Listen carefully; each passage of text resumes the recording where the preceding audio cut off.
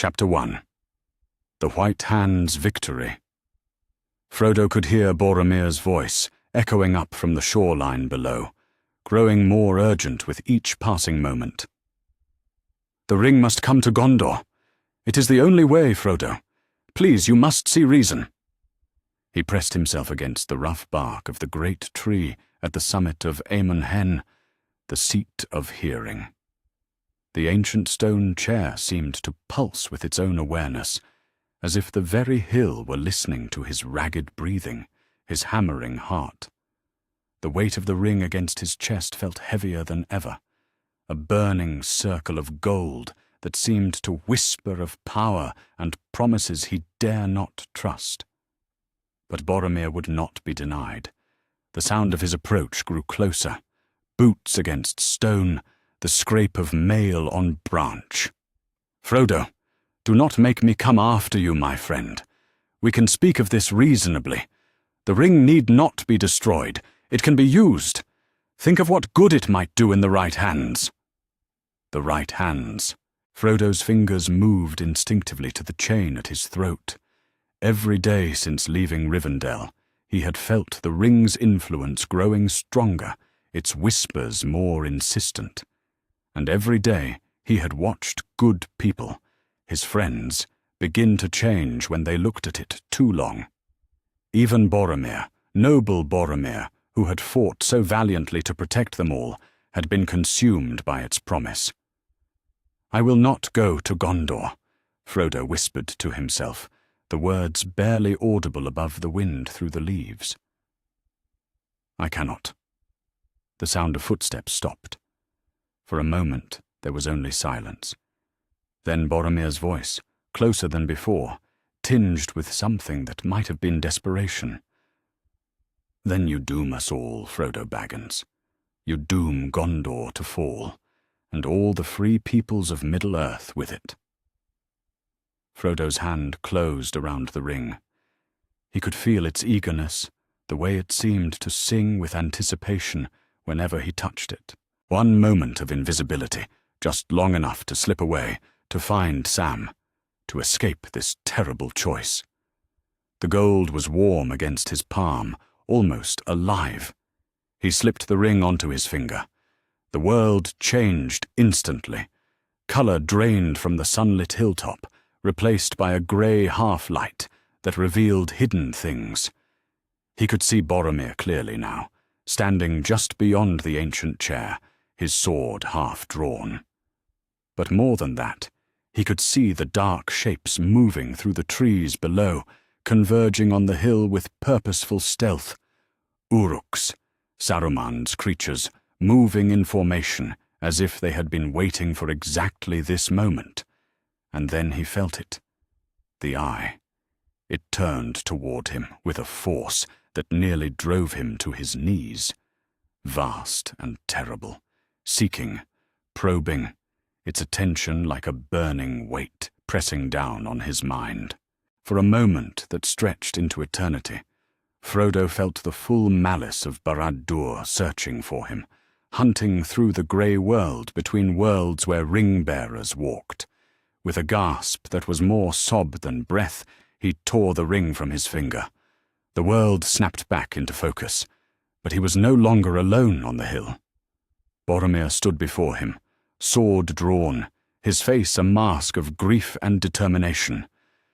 "I am sorry, Frodo," he said, and there were tears in his eyes. "I am so very sorry, but I cannot let you destroy the hope of my people." "Boromir, please," Frodo began, but he never finished the words. The Uruk-hai poured over the hilltop like a black tide, their weapons gleaming in the afternoon sun. They moved with terrifying coordination, cutting off every path of escape.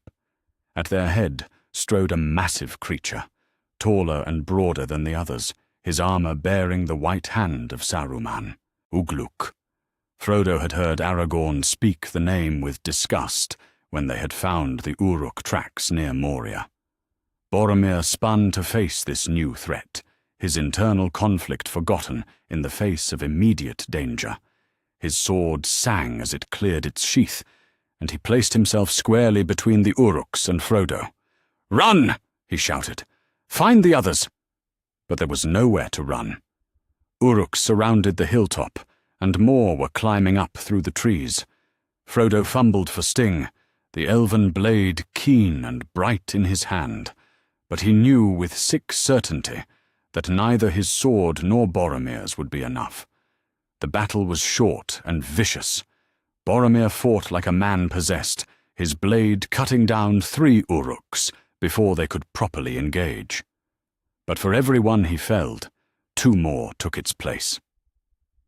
Frodo tried to help, tried to be worthy of the blade he carried, but an Uruk's mailed fist caught him across the temple and sent him sprawling.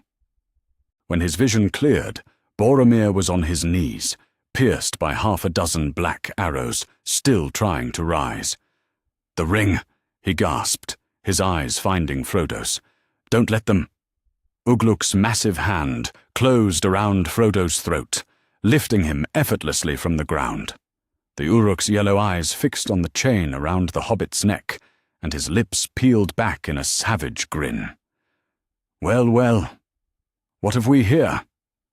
With deliberate slowness, Ugluk reached out and lifted the chain over Frodo's head. The ring caught the sunlight as it hung there, a simple band of gold that seemed to draw the eye and hold it. Around them, the other Uruks had fallen silent, their attention focused entirely on the small circle of metal in their captain's clawed hand.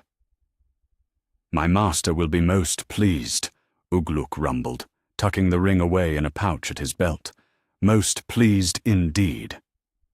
From somewhere below came the sound of horn calls, Aragorn's voice, raised in the ancient cry of the Dunedain. Too late, Frodo thought with despair. Too late by heartbeats. Ugluk slung Frodo over his shoulder like a sack of grain and turned toward his forces. "We make for Isengard," he commanded. "The White Hand has won a great victory this day." As they descended the hill at a ground-eating run, Frodo caught a glimpse of Aragorn, Legolas, and Gimli, racing through the trees toward Amon Hen, their faces masks of desperate determination. He tried to call out, to warn them, but Ugluk's iron grip squeezed the air from his lungs. Behind them, Boromir's horn sounded one last time, a single, mournful note that echoed across the waters of Nen Hithol before fading into silence. Aragorn reached the hilltop just as the last echoes died away. He found Boromir there, his back against the ancient stone chair, his body bristling with black arrows. The proud son of Gondor still breathed, but barely. "Aragorn," Boromir whispered, his voice thick with blood and regret. "They took him. They took Frodo, and the ring." His eyes, bright with pain, found Aragorn's face. "I tried to. I would have taken it from him, Aragorn. I would have taken it for Gondor. The ring showed me. It showed me my city in flames, my people scattered. I was weak." "Be still," Aragorn said gently, kneeling beside his fallen comrade. "You fought well in the end. You died defending the ring-bearer." "Did I?" Boromir's laugh was bitter.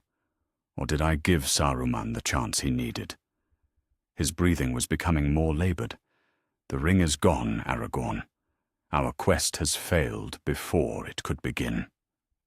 Legolas and Gimli arrived at the hilltop moments later, their faces grim as they took in the scene. Around them lay the bodies of several Uruks, testament to Boromir's final stand. But of Frodo and his captors there was no sign save for the trampled earth that marked their passage. "The trail leads north," Legolas said quietly, his keen eyes following the path of broken branches and disturbed ground. "Toward Isengard."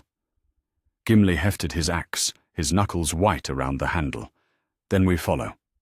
But Aragorn was staring at the white hand shields scattered among the Uruk dead, understanding dawning on his weathered face. "Saruman was not seeking the hobbits," he said slowly. "He was hunting the ring-bearer. Somehow, he knew." "The quest is ended," Boromir whispered, his voice barely audible now. "The ring of power belongs to the White Hand.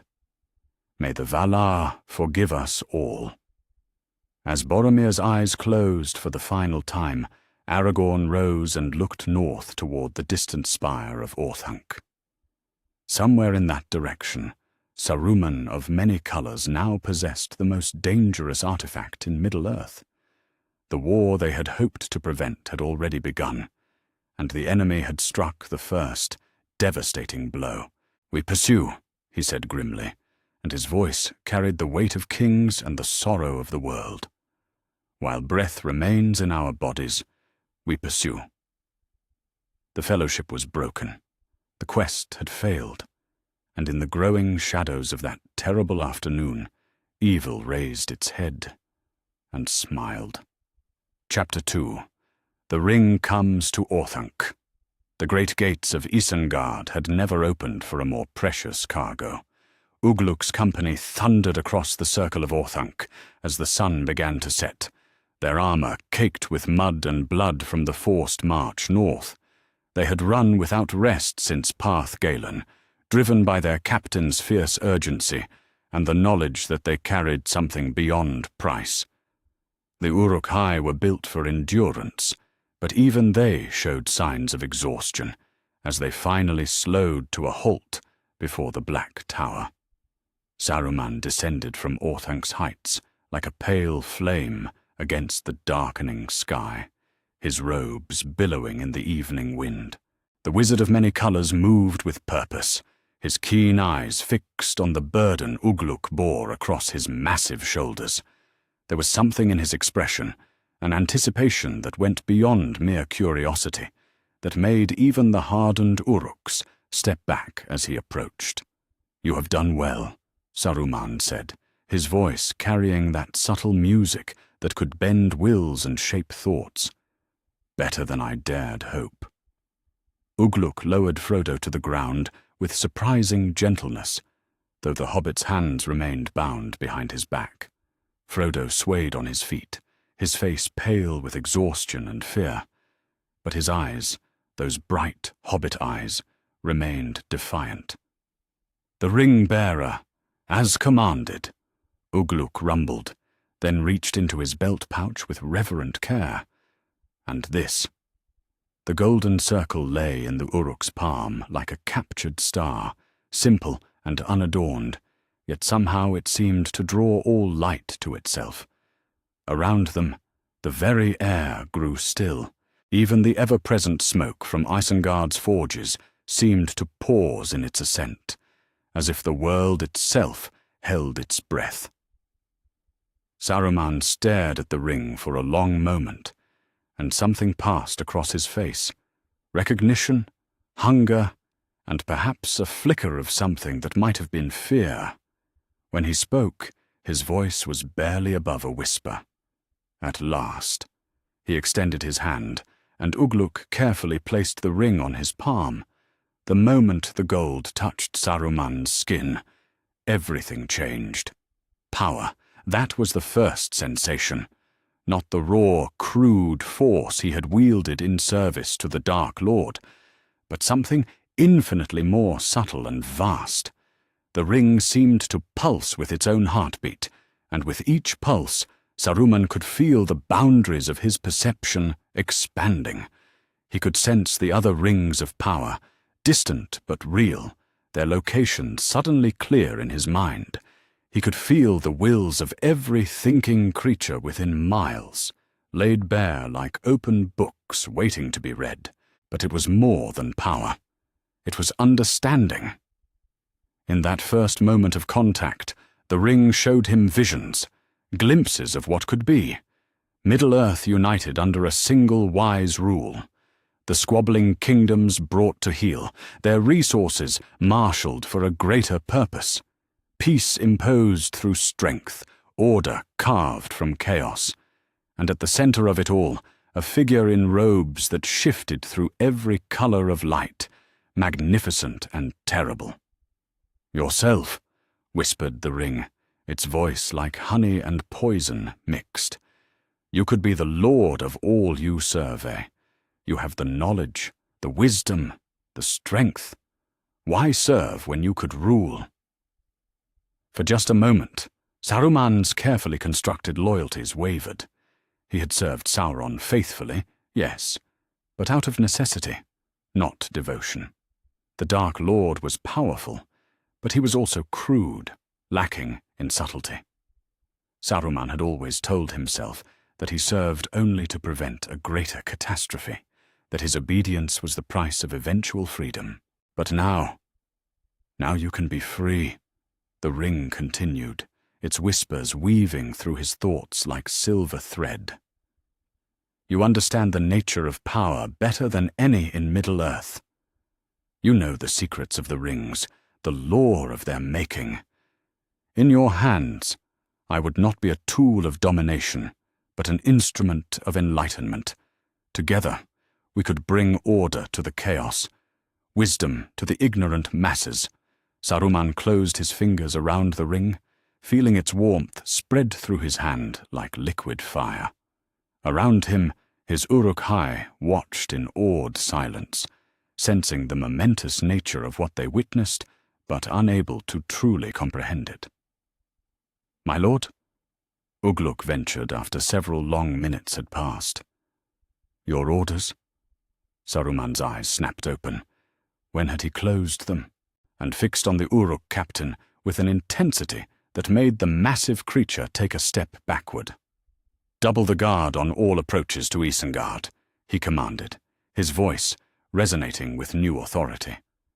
"No one enters or leaves without my express permission, and send word to the forges. I have need of their finest work." "What of the prisoner?" Ugluk gestured toward Frodo, who stood silent but alert, his gaze moving between Saruman and the ring with obvious dread. Saruman looked down at the hobbit, as if seeing him for the first time. Here was the creature who had carried this burden for so long, who had resisted its influence through sheer force of will. Remarkable, really. "He comes with me," Saruman decided. "There is much he can tell me about the ring's recent history." As they ascended the winding stairs of Orthanc, Saruman found his mind racing with possibilities. The ring's whispers had not stopped. If anything, they had grown more insistent, painting ever more vivid pictures of the future that could be. But Saruman was no fool. He understood the nature of the ring better than most, knew the stories of its corruption. The key was not to resist its influence. That was doomed to failure. But to work with it, to shape its power to his own ends while maintaining his essential self. He would need his own ring, of course. The knowledge was already there, locked away in the deepest vaults of his memory. He had studied the craft of the ring-makers for centuries, had learned secrets that even Sauron had forgotten. A ring made with the proper rituals, infused with the right intentions, could serve as a focus for his will, a way to channel the One Ring's power without being consumed by it. They reached the pinnacle of Orthanc, and Saruman gestured for Ugluk to secure Frodo in the chamber that had been prepared. As the Uruk departed, Saruman moved to his study, to the black sphere that dominated the room's center. The Palantir of Orthanc sat in its stone cradle, dark and silent, waiting. For so long, this had been his chain.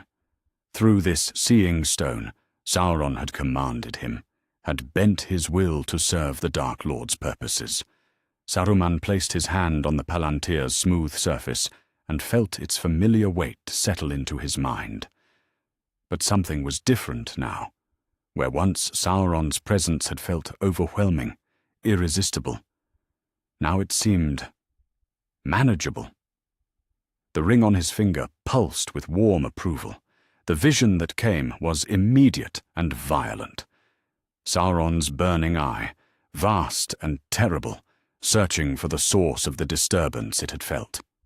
When that gaze fell upon Saruman, there was a moment of shocked recognition, followed by an rage so pure It seemed to shake the very foundations of Orthanc. Saruman. The voice echoed through the palantir like the grinding of massive stones. You have taken what is mine. Have I? Saruman replied calmly, and his voice carried new harmonics, new depths of power. I serve as I have always served, my lord. I have recovered your precious ring from the enemy and brought it to safety. Bring it to Barad-dûr. Bring it to me. Now. I think not. The words came easily, naturally, as if he had been preparing to speak them his entire life. You see, my lord, I have had time to reflect on our arrangement. Time to consider whether it truly serves the greater good of Middle-earth. The fury that erupted from the palantir was like standing in the heart of a volcano. Sauron's rage battered against Saruman's mind, seeking purchase, trying to reassert the dominance that had held for so long. But the ring on Saruman's finger grew warm, and with that warmth came strength. He weathered the assault with growing confidence. You would betray me. Sauron's voice was deadly quiet now, more dangerous in its restraint than in its fury. Betray? Saruman smiled, and there was something in that expression that had never been there before, something cold and terrible and absolutely certain. I prefer to think of it as graduation. I have learned all I can from you, my former master. Now it is time for me to chart my own course. With a gesture, he severed the connection, leaving the palantir dark and silent. In the sudden quiet of his study, Saruman could hear the ring's whispered approval, its promise of greater things to come. From the chamber where Frodo was imprisoned came no sound at all. The hobbit sat in silence, his back against the cold stone wall, trying not to think about what he had just witnessed. The ring was beyond his reach now, in the hands of someone who understood its power far better than he ever had. But Frodo had carried the burden long enough to recognize the signs. He had seen the way Saruman's eyes had changed when he touched the gold, had heard the new note in his voice. The ring had found a new master, and Middle-earth would never be the same. Outside, the forges of Isengard burned brighter than they had in an age, and the sound of hammers on anvils echoed through the night. Saruman had work to do, great work, the greatest of his long life. There was a ring to be made, and a world to be won. The whispers in his mind grew ever more insistent, ever more seductive, and Saruman of many colors listened and smiled and began to plan. Chapter 3. The eye turns westward. In the highest chamber of Barad-dûr, the dark tower that pierced the poisoned sky above Mordor like a black needle, silence reigned for the first time in an age.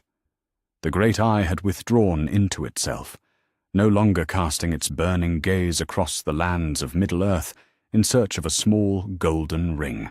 For in that moment of terrible stillness, Sauron the Necromancer, Lord of Mordor, knew with absolute certainty that his most precious creation was no longer lost. It had been found, and it was not coming home. The realization hit him like a physical blow, reverberating through the spiritual substance of his being with such force that the very stones of Barad-dûr groaned in sympathy. For centuries, he had felt only the faintest echo of the ring's presence, a whisper of power that might have been anywhere in the wide world. But now he could sense it clearly, blazing like a beacon in his perception. It was in Isengard, in the hands of his servant, his former servant. The rage that followed was beyond mortal understanding. It was the fury of Amaya, one of the Holy Ones of Arda, corrupted beyond redemption and denied the thing he desired most. The air in the chamber began to smoke, and the iron fixtures along the walls glowed cherry red with heat. Far below, in the foundries and armories of the Barad-dûr, Orc slaves cowered as their chains grew hot enough to burn.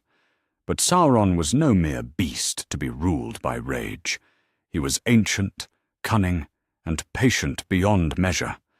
As the initial wave of fury subsided, his mind began to work with the cold precision that had made him the most dangerous being in Middle-earth. Saruman the Wise, who had sought out his service through the Palantir. Saruman the Traitor, who had spent decades learning at his feet, absorbing knowledge of power and dominion. And now Saruman the Fool, who thought he could master what even the wise of Valinor feared to touch. A sound echoed through the chamber, not quite laughter, not quite a snarl. The wizard had always been ambitious. Sauron had seen it from the first moment their minds touched through the Seeing Stone. It had made Saruman useful, that hunger for power and order. It had also made him predictable. But this was unexpected. Sauron had assumed that when the ring was finally found, it would be brought to him by faithful servants or desperate enemies. He had not considered that one of his own lieutenants might have the audacity to claim it for himself. The irony was not lost on him. Saruman understood ring lore better than any being in Middle-earth, save Sauron himself.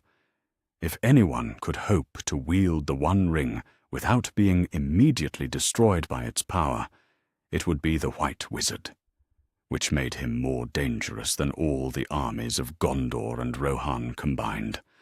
"My lord." The voice came from the chamber's entrance, carefully respectful but tinged with urgency. The mouth of Sauron stood in the doorway, his metal helm catching the hellish light that emanated from his master's presence. "Forgive the intrusion, but our spies in Isengard report." "I know what they report." Sauron's voice cut through the air like a blade. When he spoke, it was not with vocal cords, those he had lost when Númenor fell beneath the waves, but with pure will made manifest. "Tell me something useful, Lieutenant. Tell me of Saruman's defenses. Tell me of his army's strength." The mouth of Sauron straightened, his military bearing evident even through the ornate armor. "Isengard is well fortified, my lord, but not beyond our reach. Our agents within the circle report approximately 10,000 Uruk-hai, with more being bred in the caverns below. The wizard has been working his war machines day and night for months. Ballistas, siege engines, enough to threaten Rohan, but nothing that could stand against the full might of Mordor." "And the ring?" "Confirmed in Saruman's possession. Our spy among his lieutenants witnessed the exchange personally. The creature Ugluk delivered both the ring and its bearer to Orthanc just hours ago." Sauron's attention sharpened. The ring-bearer. Of course, the halfling who had carried his precious burden for so many months, slipping through his net time, and again with maddening persistence. Now a prisoner in Orthanc, no doubt being questioned about the ring's recent history. It mattered little. What mattered was that Saruman had made a fatal error in judgment. He had revealed his hand too early before he was ready to challenge the might of Mordor. And that meant he could still be stopped. "Summon the Nine," Sauron commanded, and his voice carried the weight of absolute authority. "Recall them from their hunt. The ring-bearer has been found, but the ring itself has not come home. That situation must be corrected." "At once, my lord." The mouth of Sauron bowed deeply. "What of our other forces? The armies marshalling for the assault on Minas Tirith?" "Redirect them." The decision came without hesitation. "Gondor can wait. Every orc, every Uruk, every creature that serves the darkness, they march for Isengard. We will not give Saruman time to master what he has stolen." As his lieutenant departed to carry out these commands, Sauron turned his attention to the great Palantir that dominated his private chamber.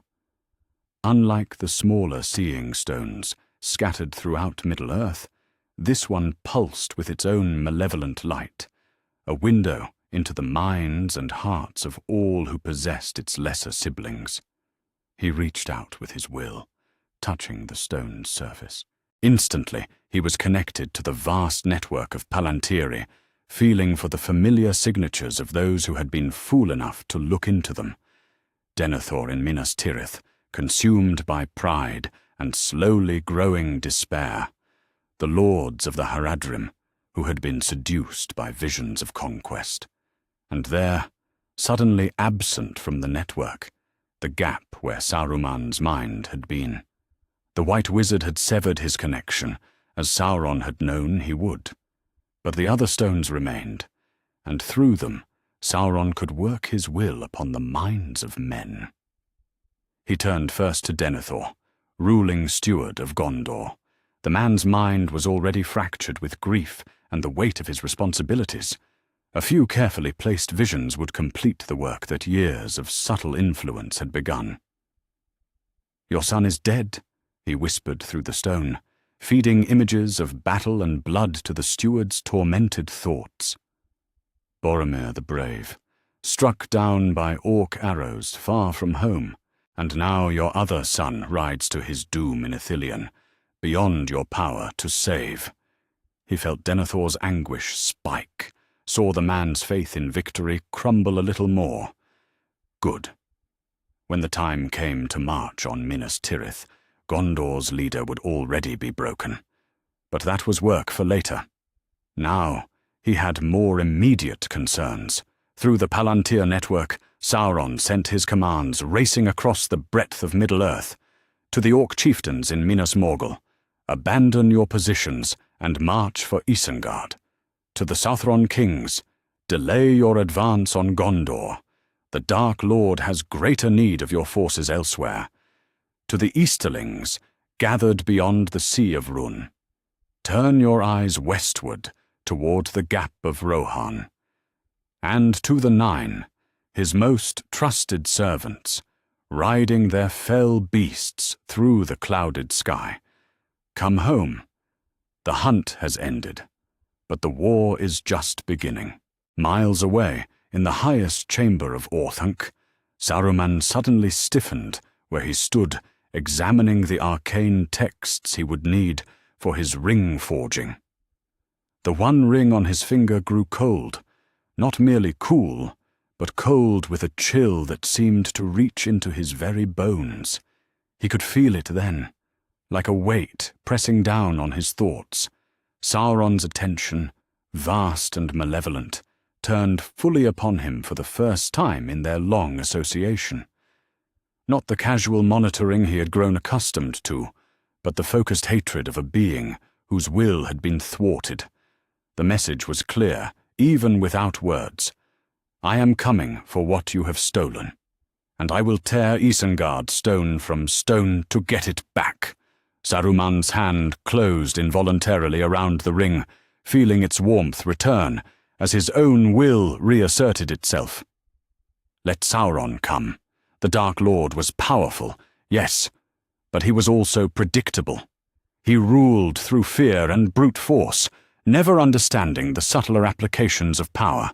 But as Saruman returned to his studies, he could not entirely shake the feeling that he had awakened something vast and terrible, something that would not rest until it had reclaimed what it considered its own. In the distance, barely audible through Orthancs's thick walls, came the sound of horns, not the horns of Isengard, but something else, something from the east. The war for the ring had begun. In the depths of Mordor, the foundries roared to life with renewed purpose. Weapons that had been meant for the conquest of Gondor were hastily retooled for a siege. The great catapults designed to breach the gates of Minas Tirith were loaded onto wagons and turned westward. And high above it all, 9 dark shapes took wing from the tower of Barad-dûr, their cries echoing across the plateau of Gorgoroth like the voices of the damned. The eye of Sauron turned westward, and Middle-earth trembled. Chapter 4. The White Wizard Ascendant. The change began at dawn on the third day after the ring came to Orthanc. Saruman stood on the highest balcony of his tower, watching the sun rise over the misty mountains, and for the first time in years he truly saw the world as it could be. Not the chaotic, squabbling mess of kingdoms and races that had stumbled through history without purpose, but a realm waiting to be shaped by a wise hand. His hand! The One Ring hung heavy on his finger, no longer hidden beneath his robes but worn openly, its gold surface catching the morning light. In the days since claiming it, Saruman had felt the artifact's power growing within him like a second heartbeat. More than that, he had begun to understand how to truly use it. The key, he had realized, was not to fight the ring's influence but to work with it, to channel its vast energies through his own considerable will. And today, for the first time, he would test the true extent of what was possible. "Grima," he called, his voice carrying effortlessly across the chamber, despite its soft volume. The Wormtongue had arrived from Edoras 3 days prior, bearing word of King Theoden's continued decline and the growing unrest in Rohan. More importantly, he had brought detailed reports of the Dunlending tribes that dwelt in the valleys beyond Isengard. Grima appeared at his shoulder with the silent efficiency that had made him useful for so many years. "My lord, send word to the Dunlending chieftains. Tell them that Saruman the White has need of their service, and that those who answer his call will be richly rewarded." Saruman's fingers turned the ring slowly, feeling its power pulse with his pulse. "Tell them to come to Isengard before the moon turns, and to bring every warrior they can muster." "And if they refuse, my lord?" Saruman's smile was like winter sunlight, beautiful and completely without warmth. "They will not refuse. I will speak to them personally." The first chieftain arrived that afternoon, Wulf the Red, leader of the largest Dunlending tribe in the region. He came with an escort of 20 warriors, all of them bearing the traditional weapons of their people and wearing expressions of barely concealed hostility. The Dunlendings had served Saruman before, but always as reluctant allies, bound by necessity rather than loyalty. That was about to change. Saruman received them in the great hall at the base of Orthanc, standing before his throne of black stone, with the ring gleaming on his raised hand. When he spoke, his voice carried harmonics that had never been there before, undertones that seemed to resonate in the listener's bones. "Welcome, children of the hills," he began, and even Wulf's weathered face softened slightly at the sound. "You have come to me in my hour of need, and for that you have my gratitude." "We've come because your gold has been good in the past," Wulf replied, though his voice lacked its usual gruffness. "But these are dangerous times, White Wizard. Word travels fast in the mountains. They say you've broken with the Dark Lord of Mordor. They say his armies march against you." "They say correctly." Saruman stepped forward, and as he did, something seemed to shift in the very air around him. The torchlight grew brighter, shadows deepened, and every person in the hall found their attention focused entirely on the figure in white robes. "Sauron of Mordor has ruled through fear for too long.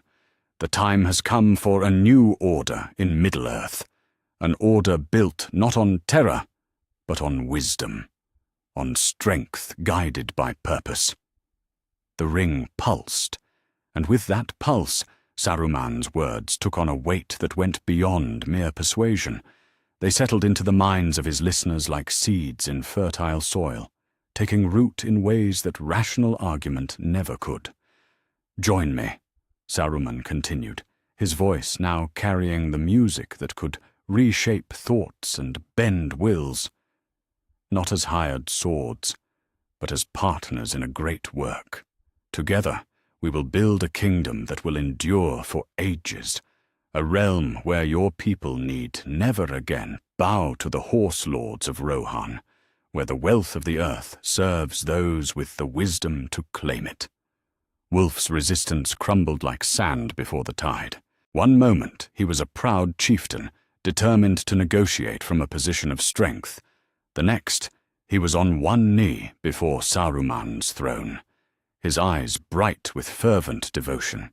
"Command us, Lord Saruman," he said, and his voice shook with emotion. "The Dunlendings are yours to lead." By sunset, word had spread throughout the valleys. By the end of the week, every Dunlending tribe within 50 miles had sent representatives to Isengard, and each delegation left as devoted servants of the White Hand. Saruman's army had more than doubled in size, but more importantly, he had learned something crucial about the ring's power. Properly applied, it could rewrite loyalty itself.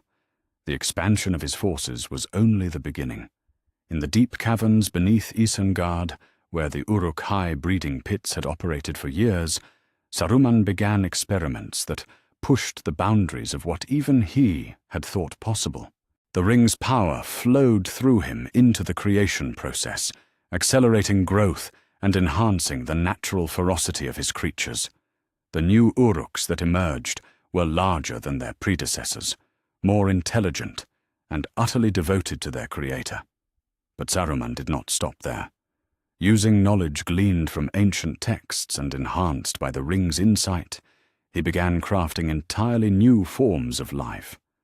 Wargs the size of horses, their eyes glowing with unnatural intelligence. Flying creatures bred from captured fell beasts, smaller but faster and more maneuverable than their Nazgul-ridden cousins.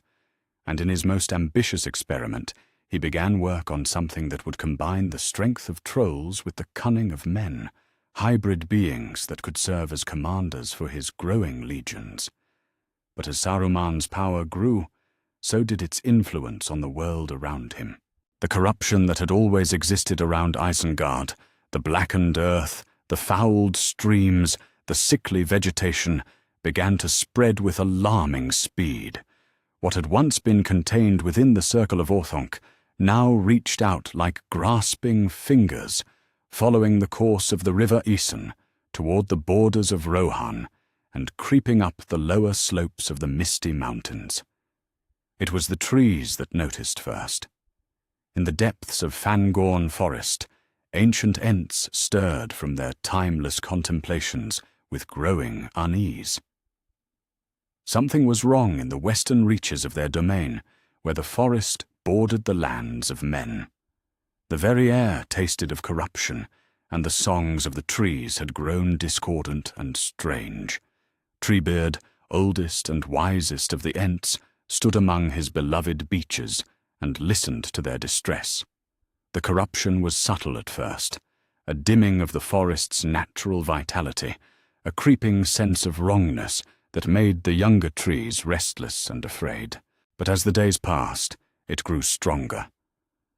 "Hroom, he rumbled to himself, his voice like the creaking of old timber. "This is not the work of orcs and axes. This is something deeper, something that poisons the very roots of things." He had felt something like it before, long ago, when the Dark Lord had first raised his tower in Mordor. But this was different, more insidious, more personal. It whispered to the trees in voices they almost recognized, promising them strength and purpose if they would only abandon their ancient allegiances. And some of them were beginning to listen. The corruption reached its first major triumph on the 7th day after the ring came to Orthanc. A grove of young ash trees on the forest's western border, already weakened by years of exposure to Isengard's industrial pollution, finally succumbed to the ring's influence. Their leaves turned black overnight. Their bark split to reveal wood that pulsed with veins of sickly light, and when the wind stirred their branches, they whispered in voices that spoke of dominion and order. Quickbeam, the young Ent who had shepherded those trees for decades, felt the change like a physical wound. He stood among his charges as they transformed, trying desperately to call them back to themselves. But it was too late.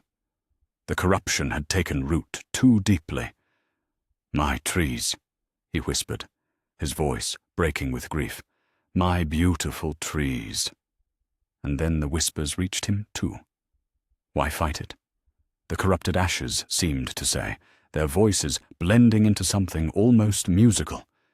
"You have tended us for so long, suffered for our sake, watched us burn and wither under the axes of men. But it doesn't have to be that way. There is another path, a path where the trees no longer serve, but rule, where the forest spreads across all the lands of Middle-earth, and the Ents need never again watch their children die." Quickbeam swayed on his feet, feeling the seductive pull of those words. He had indeed watched too many of his trees fall to human greed and carelessness. He had felt their pain as his own, mourned their loss, raged against the senseless destruction. What if there really was a way to end it all? "Join us," the corrupted trees whispered. "Join the new order that is coming. Help us remake the world in the image of growing things." For a moment, just a moment, Quickbeam was tempted. But then he remembered the sound of healthy trees in summer, the joy of new growth in spring, the peaceful wisdom of ancient oaks. Whatever the corrupted ashes were offering, it was not the true song of the forest. He turned away from his fallen charges and began the long journey deeper into Fangorn to warn Treebeard of what was coming. Behind him, the corrupted grove swayed in the wind, its whispers following him through the forest like a promise and a threat. In Orthanc, Saruman felt Quickbeam's resistance through the ring's connection to the corruption, and smiled. One Ent's defiance meant little. Others would prove more susceptible, and in time, even the stubborn ones would see the wisdom of joining the new order he was building. He returned to his work, to the forges where his own ring was taking shape, under the guidance of master smiths whose wills had been shaped by repeated exposure to his enhanced voice. The new ring was smaller than the one ring, made not of gold, but of a metal that seemed to shift between silver and platinum depending on the angle of the light. Into its forging went all of Saruman's knowledge of ring lore, all his understanding of power and dominion. When it was complete, it would serve as a focus for his will, a way to channel the One Ring's power without being overwhelmed by it. More importantly, it would allow him to extend his influence far beyond the borders of Isengard, to reshape the very fabric of Middle-earth according to his vision. As the work progressed, Saruman himself began to change. The transformation was subtle at first. A new resonance in his voice, a deepening of his already considerable presence, an aura of authority that made even his most trusted servants instinctively defer to his will. But as the days passed, the changes became more pronounced. He grew taller, his already impressive frame stretching until he stood nearly 8 feet in height. His eyes, once grey as winter storms, now held flecks of gold that seemed to move and swirl with their own light. His skin took on a pale radiance that was beautiful and terrible to behold, and when he spoke, his words carried the weight of absolute command. Even Grimmer, who had served him faithfully for years, found himself unable to look directly at his master for more than a few moments at a time. There was something in Saruman's transformed presence that spoke to the deepest parts of the human mind, the parts that remembered when gods walked among mortals and demanded worship. Standing in his study, as the sun set on his first week as Ring Lord, Saruman examined his reflection in the polished surface of a great mirror.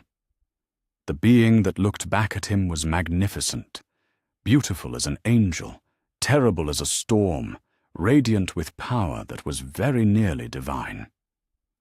"Soon," he murmured to his reflection, turning the ring slowly on his finger. "Very soon, the world will see what true order looks like." Outside, the corruption continued to spread through Fangorn, and in the valleys around Isengard, the Dunlendings built new camps to house the warriors, streaming in to serve their new lord.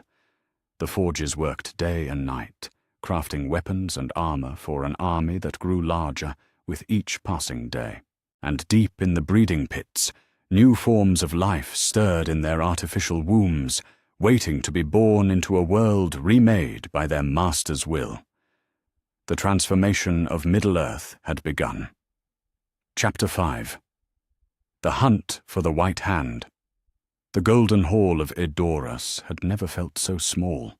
Aragorn stood before the throne of the Horse Lords, his weathered hands clenched at his sides, and tried to find words for a failure that had no adequate expression. 10 days had passed since the breaking of the Fellowship. 10 days of relentless pursuit across the grasslands of Rohan, following tracks that led always north toward Isengard.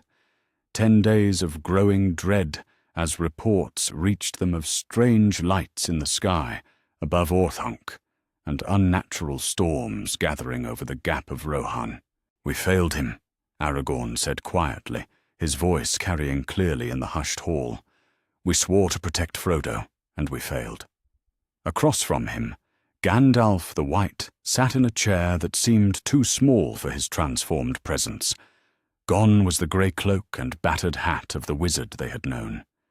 This figure radiated power like a beacon, his robes gleaming with their own light, his staff topped with a crystal that pulsed with inner fire. Yet for all his increased might, his face was grave with worry. "The fault was not yours alone, Aragorn," Gandalf said gently. "The enemy has played a deeper game than any of us understood. Saruman's betrayal of his former master was always a possibility, but that he would move so quickly, so decisively, caught us all unprepared."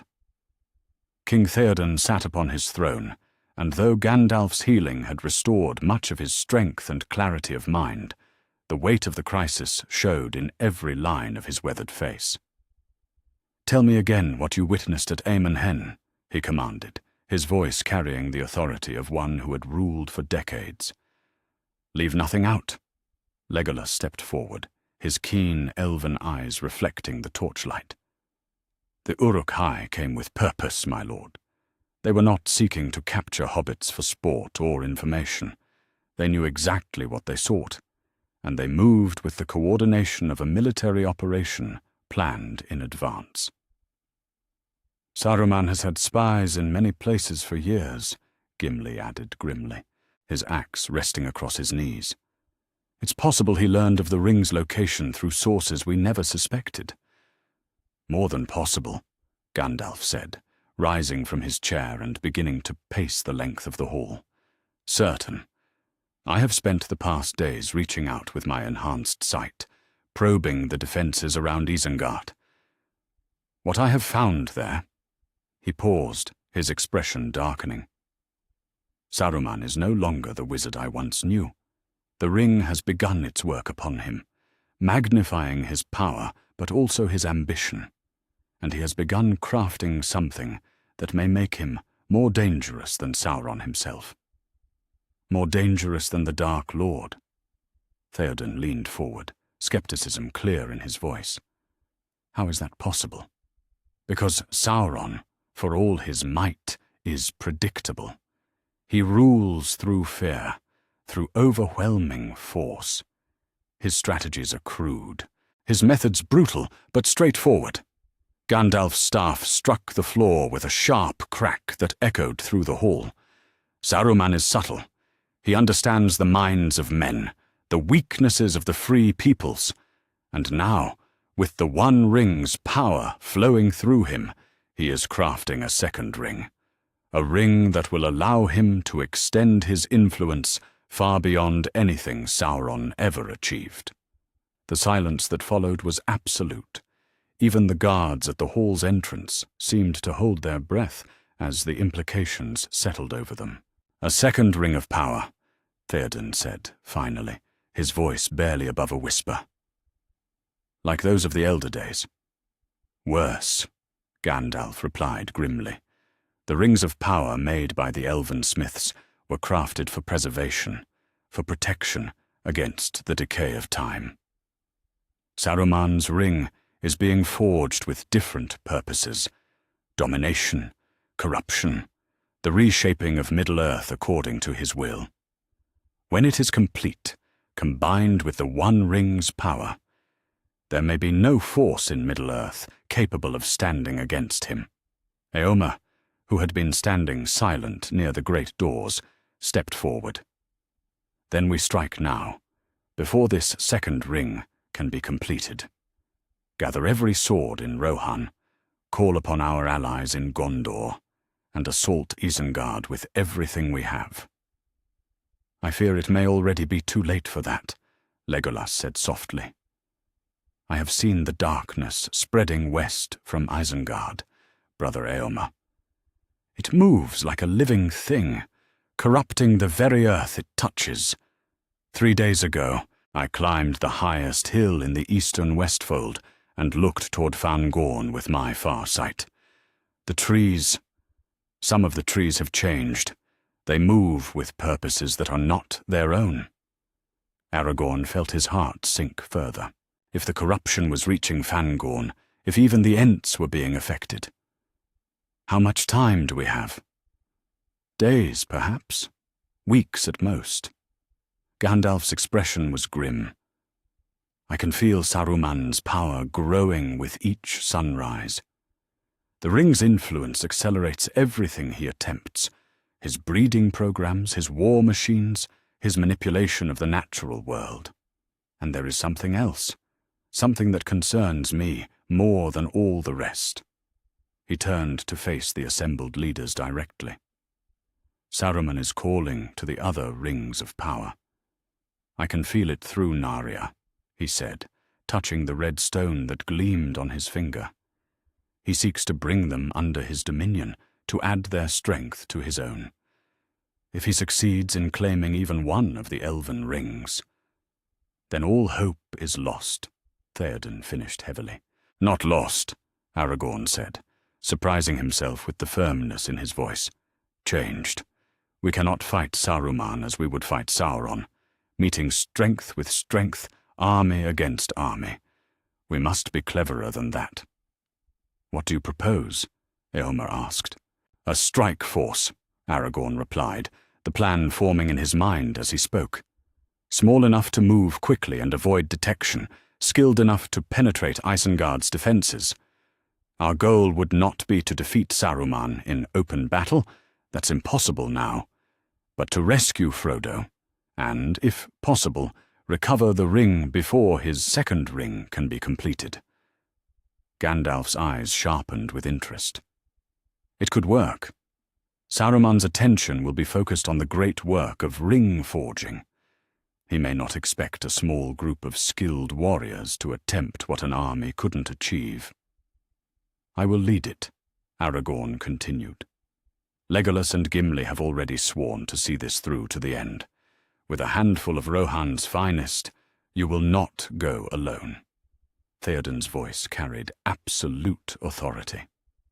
If this mission fails, if Saruman claims the ring completely, then all of Middle-earth falls into shadow. I will not stake our survival on the efforts of 4 warriors, no matter how skilled. He turned to his nephew. Éomer, how many riders could you gather without weakening our main defenses? 50 of our best, my lord. Volunteers all, men who understand the stakes. Do it! Theoden rose from his throne, and despite his age, he moved with the authority of a war king. But that is only the beginning. Send riders to Minas Tirith, to Denethor, to Prince Imrahil in Dol Amroth. Tell them what we face. If this strike mission fails, we will need every sword, every horse, every arrow in Gondor and Rohan combined. And the elves? Legolas asked quietly. I will send word to Lothlorien and Rivendell myself, Gandalf said. Lord Elrond and Lady Galadriel must know what has transpired. If they choose to involve themselves in the wars of men once more, their aid could tip the balance. As the council dissolved into urgent preparations, Aragorn found himself standing alone at one of the great windows, looking west toward the distant spire of Orthanc. Even from this distance, nearly 50 miles away, he could see the unnatural aurora that played around the tower's peak, ribbons of green and gold light that spoke of powerful magics being worked within. "You blame yourself." Legolas appeared at his shoulder, his elven grace making his approach soundless. "I can see it in your bearing, my friend. The weight you carry." "I was there," Aragorn replied quietly. "When Boromir tried to take the ring, when Frodo fled to Amon Hen, I should have seen the signs, should have understood that the attack was more than just orc raiders seeking captives. If I had been faster, if I had reached the hilltop even minutes sooner, then you would have died alongside Boromir, and we would be facing this crisis without the heir of Isildur to guide us." Gimli's gruff voice came from behind them, the dwarf having approached with his own silent purpose. "The past is stone, Aragorn. It cannot be reshaped, only built upon. What matters now is what we do next." "The dwarf speaks wisdom," Legolas agreed. "And what we do next is this. We go to Isengard, we rescue the Ring-Bearer, and we deprive Saruman of the weapon he needs to dominate Middle-earth." "You make it sound simple," Aragorn said with a bitter laugh. "Simple, yes. Easy, no." Gimli hefted his axe and tested its edge with his thumb. "But when has anything worthwhile ever been easy? We are the Fellowship, even diminished as we are. We have walked in darkness before, and emerged into the light." From somewhere in the distance came the sound of horns, Eomer's riders assembling for the desperate mission ahead. Soon they would ride west, carrying with them the hopes of all the free peoples. The odds against them were overwhelming, the chance of success minimal. But as Aragorn looked at his two companions, the elf who had walked beside him for countless miles, the dwarf who had pledged his axe to their cause, he felt something kindle in his chest that had been absent since Amon Hen. Not hope, exactly, but something closer to determination. "For Frodo," he said quietly. "For Frodo," Legolas agreed. "Aye," Gimli rumbled, "and for all the folk who sleep safely in their beds, never knowing how close the darkness comes." Outside, the horns continued to sound, calling Rohan's finest to arms. The hunt for the White Hand was about to begin, and though none of them spoke it aloud, they all understood the truth. This would be their last chance to set things right. In his chambers high in Orthanc, Saruman paused in his work on the new ring and smiled. Through the One Ring's connection to all things, he could sense the stirring of his enemies, their desperate plans forming like storm clouds on the horizon. Let them come. When they arrived, they would find a welcome prepared for them, and a demonstration of what true power could accomplish. The hunt was indeed beginning, but the question remained: who would prove to be the hunter, and who the prey? Chapter 6.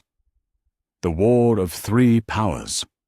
The armies converged on Isengard like three storm fronts meeting over a single point, and the very earth seemed to tremble at their approach. From the east came the host of Mordor, 10,000 orcs and Uruk-hai marching under the banners of the Eye, their ranks led by creatures that rode the wind on fell beasts. The Nine had come in force, black riders whose very presence chilled the air and sent horses screaming in terror. At their head flew the Witch King of Angmar, his ancient crown gleaming with malevolent light, his blade thirsting for the blood of traitors.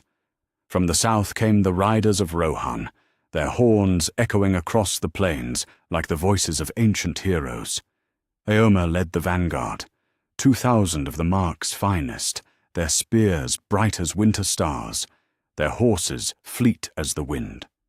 Behind them rode Aragorn and his companions, the last remnants of the Fellowship, racing toward what might be their final battle, and from the north, descending from the hills where the Dunlendings had dwelt for centuries, came Saruman's host.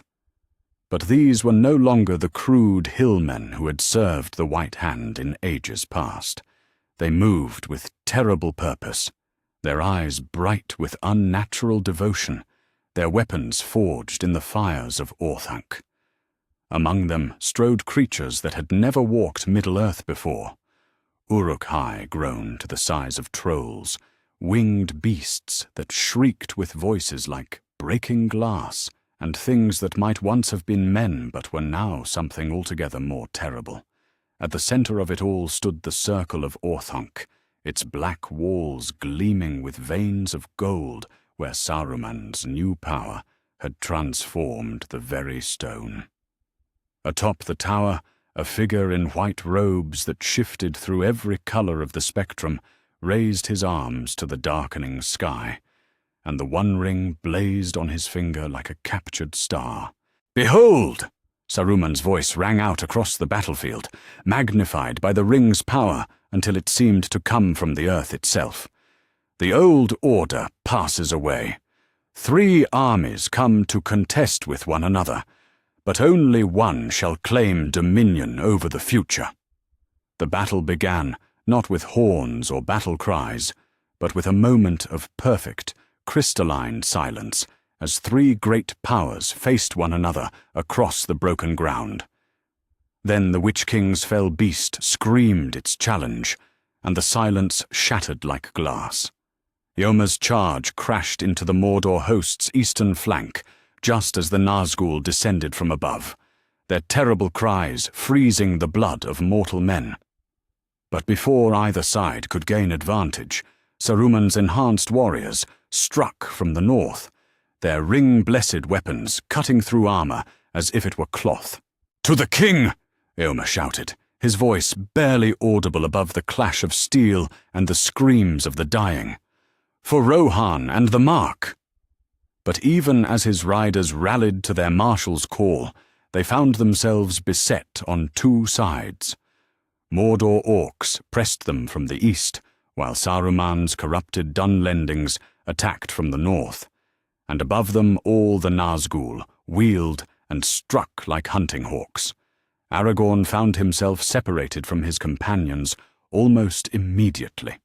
His horse struck down by a Nazgul's blade. He rolled to his feet with Anduril singing in his hands, but the sight that greeted him was one of pure chaos. Rohirrim and orcs lay tangled together in death, their blood indistinguishable in the churned mud. Saruman's new creatures stalked through the melee like wolves among sheep, their enhanced strength allowing them to tear through armor and bone with equal ease. "Legolas," he called, but his voice was lost in the din of battle. Somewhere in the chaos he could hear Gimli's war cry, as the dwarf's axe bit deep into enemy flesh, but he could not see his companions through the press of bodies. Then the ring's power struck him like a physical blow. Saruman stood atop Orthanc, with the One Ring blazing on his upraised hand, and from that simple band of gold flowed a wave of dominance that washed over the battlefield like a tide. Aragorn felt it slam into his mind, whispers of submission, promises of peace, if he would only kneel and acknowledge the wisdom of the new order. Around him, he saw other warriors stagger as the same assault struck them. Some fell to their knees, their weapons dropping from nerveless fingers. Others pressed hands to their heads and screamed as competing loyalties tore at their thoughts. Even the Nazgul's fell beasts seemed affected, their cries becoming uncertain as their simple minds struggled to process the conflicting commands.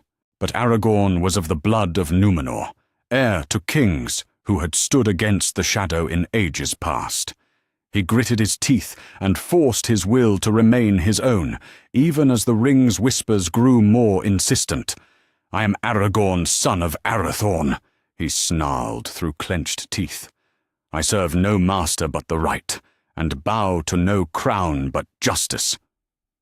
The ring's assault faltered against his resistance, and in that moment of clarity, he saw what was truly happening on the battlefield below. Saruman was not simply commanding his own forces. He was trying to dominate all three armies at once.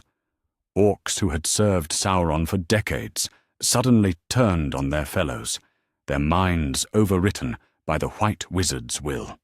Rohirrim found themselves paralyzed with indecision as conflicting loyalties warred in their heads. Even some of the Nazgûl seemed confused, their ancient bonds to their Dark Lord challenged by a power they had never encountered.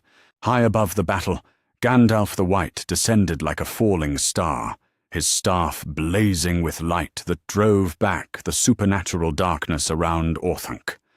"Saruman," he called, his voice carrying clearly despite the chaos below. "Face me if you dare. Let us settle this as we should have long ago." Saruman's attention turned from the battlefield to his former colleague, and for a moment the pressure on Aragorn's mind eased. "Gandalf the Grey," the corrupted wizard replied, though there was mockery in his voice. "No, I see that you are grey no longer. Death has elevated you, I perceive. How fitting that you should come to witness my elevation in turn." "Elevation?" Gandalf's voice carried across the battlefield like thunder. "I see only corruption, Saruman. You have allowed the ring to remake you into something monstrous." "Monstrous?" Saruman laughed, and the sound was like silver bells and breaking glass mixed together. "I have become what the world needs. A ruler with the wisdom to impose order on chaos, the strength to unite the squabbling kingdoms under one just authority. Look around you, Gandalf. See what the old ways have wrought. 3 armies destroying one another while the realm burns." As if summoned by his words, the Witch King broke away from the battle below and soared upward on his fell beast, his blade wreathed in shadow flame. "The ring belongs to my master, traitor!" he shrieked. "Return what you have stolen, or face the punishment of those who defy the eye." "Your master?" Saruman's voice took on a note of genuine amusement. "I think not." He raised his hand, the ring pulsing with golden light, and spoke a word in the black speech that had never before been uttered by mortal throat. The effect on the Witch King was immediate and devastating. His fell beast convulsed in mid-air, its rider screaming as competing powers tore at his ancient bonds to Sauron. For a moment, it seemed as if the Nazgûl Lord might break entirely, his will overwritten by the ring's dominance. But the Witch King was ancient beyond mortal understanding, bound to his master by oaths that predated the kingdoms of men. With a cry that shattered stone, he broke free of Saruman's hold and struck with all his accumulated malice. The battle between the 3 powers raged through the air above Isengard, as Gandalf and the Witch King pressed their attack on Saruman. Below, the armies continued their 3-way slaughter, but now without clear leadership, as their commanders were drawn into the supernatural conflict overhead. Legolas found himself fighting back-to-back with an orc captain whose mind had been overridden by Saruman's will, both of them facing a pack of the White Wizard's corrupted Uruk-hai. "This is madness," the elf called out, as his white knives flickered like lightning. "We fight with our enemies against other enemies." "Aye," Gimli's voice came from somewhere nearby, though the dwarf was invisible in the press of bodies. "And all the while the real enemy laughs at us from his tower." The truth of the dwarf's words was becoming clear to anyone with eyes to see. Saruman was not trying to win this battle in any conventional sense. He was using it as a demonstration of his power, a showcase of what the ring's dominance could accomplish. Every mind he twisted, Every warrior he turned against his former allies. Every moment of chaos and confusion served to prove that the old orders were finished. But the cost was horrific. Bodies lay piled 3 deep in some places, the earth so soaked with blood that it had turned to crimson mud. Rohirrim, who had ridden together for years, now faced one another with madness in their eyes. Orcs tore at their own battle brothers as Saruman's will overwrote their natural loyalties. And through it all, the ring blazed on Saruman's finger, its power growing stronger with each act of dominance, each will broken to its terrible authority. "Enough!" Gandalf's voice cut through the chaos like a blade, and for a moment even the battle itself seemed to pause. The White Wizard stood in the air above Orthanc, his staff blazing with light that hurt to look upon, his white robes streaming in winds that touched nothing else. "You would break the world to rule over its fragments, Saruman, but I will not permit it." He struck with all his enhanced power, and for a moment the very air around Isengard turned white with radiance. Saruman staggered under the assault, the ring's light flickering as competing powers warred in the space between the tower and the sky. But even as Gandalf pressed his attack, the Witch King struck from behind, his shadow blade seeking the White Wizard's heart. Gandalf whirled to defend himself, and in that moment of distraction, Saruman raised the ring again. "See how they turn on one another," he cried, his voice carrying to every corner of the battlefield. "See how the old loyalties crumble when tested. Only through unity can there be peace, and unity requires a master." The ring pulsed with power, and across the battlefield, warriors who had been fighting in desperate confusion suddenly found new purpose. But it was not their own purpose. It was Saruman's, imposed from above, written into their minds with letters of gold and shadow. Slowly, horribly, the 3 armies began to merge into one. Rohirrim and orcs fought side by side against those who still resisted. Nazgûl circled overhead, no longer certain which side they served. And at the center of it all, Saruman stood triumphant, the one ring blazing on his finger like a second sun. "Behold!" he called out in triumph. "The new order is born. No more shall brother fight against brother, kingdom against kingdom. Under my guidance, Middle-earth shall know peace at last." But even as he spoke, cracks began to show in his perfect vision. The warriors fighting under his compulsion moved like marionettes, their eyes empty of everything that made them human. The orcs who had turned against their former masters fought without their natural ferocity, reduced to mere extensions of Saruman's will. And in the growing darkness at the edge of the battlefield, something stirred that had not been invited to this contest of powers. The corruption that Saruman had spread through Fangorn was beginning to bear fruit, and the trees that had been twisted by the ring's influence were walking to war. The first major battle of the War of 3 Powers was drawing to a close, but it was ending not in victory for any side, but in stalemate. Too many had died, too much blood had been spilled, and too many minds had been broken for any clear winner to emerge. As night began to fall over the circle of Orthanc, the survivors of 3 armies found themselves united under a single banner, not through choice, but through the terrible dominance of the One Ring. And in his tower, Saruman smiled, and began to plan for the greater battles yet to come. But in the shadows of Fangorn Forest, ancient powers stirred with growing anger. The trees had been patient for long ages, content to tend their own domain, and let the concerns of lesser races pass them by. But now their very nature was being corrupted, their deepest purposes twisted to serve another's will. The Ents were slow to wrath, but when their anger finally kindled, it burned with the fury of the earth itself, and the war was far from over. Chapter 7. The Breaking of Fangorn. The ancient heart of Fangorn Forest had known many sorrows in its long existence, but never one like this. Treebeard stood among the great beeches that had been his companions for 3 ages of the world, and felt them dying around him. Not the clean death of winter's sleep or age's natural end, but something far more terrible, a corruption that ate at their very essence, turning their deep wooden hearts to shadow and malice. He rumbled, his voice like the creaking of ship timbers in a storm. This is not the slow death of axes and fire that we have endured before. This is different, deeper. It whispers where it should be silent, promises where it should threaten.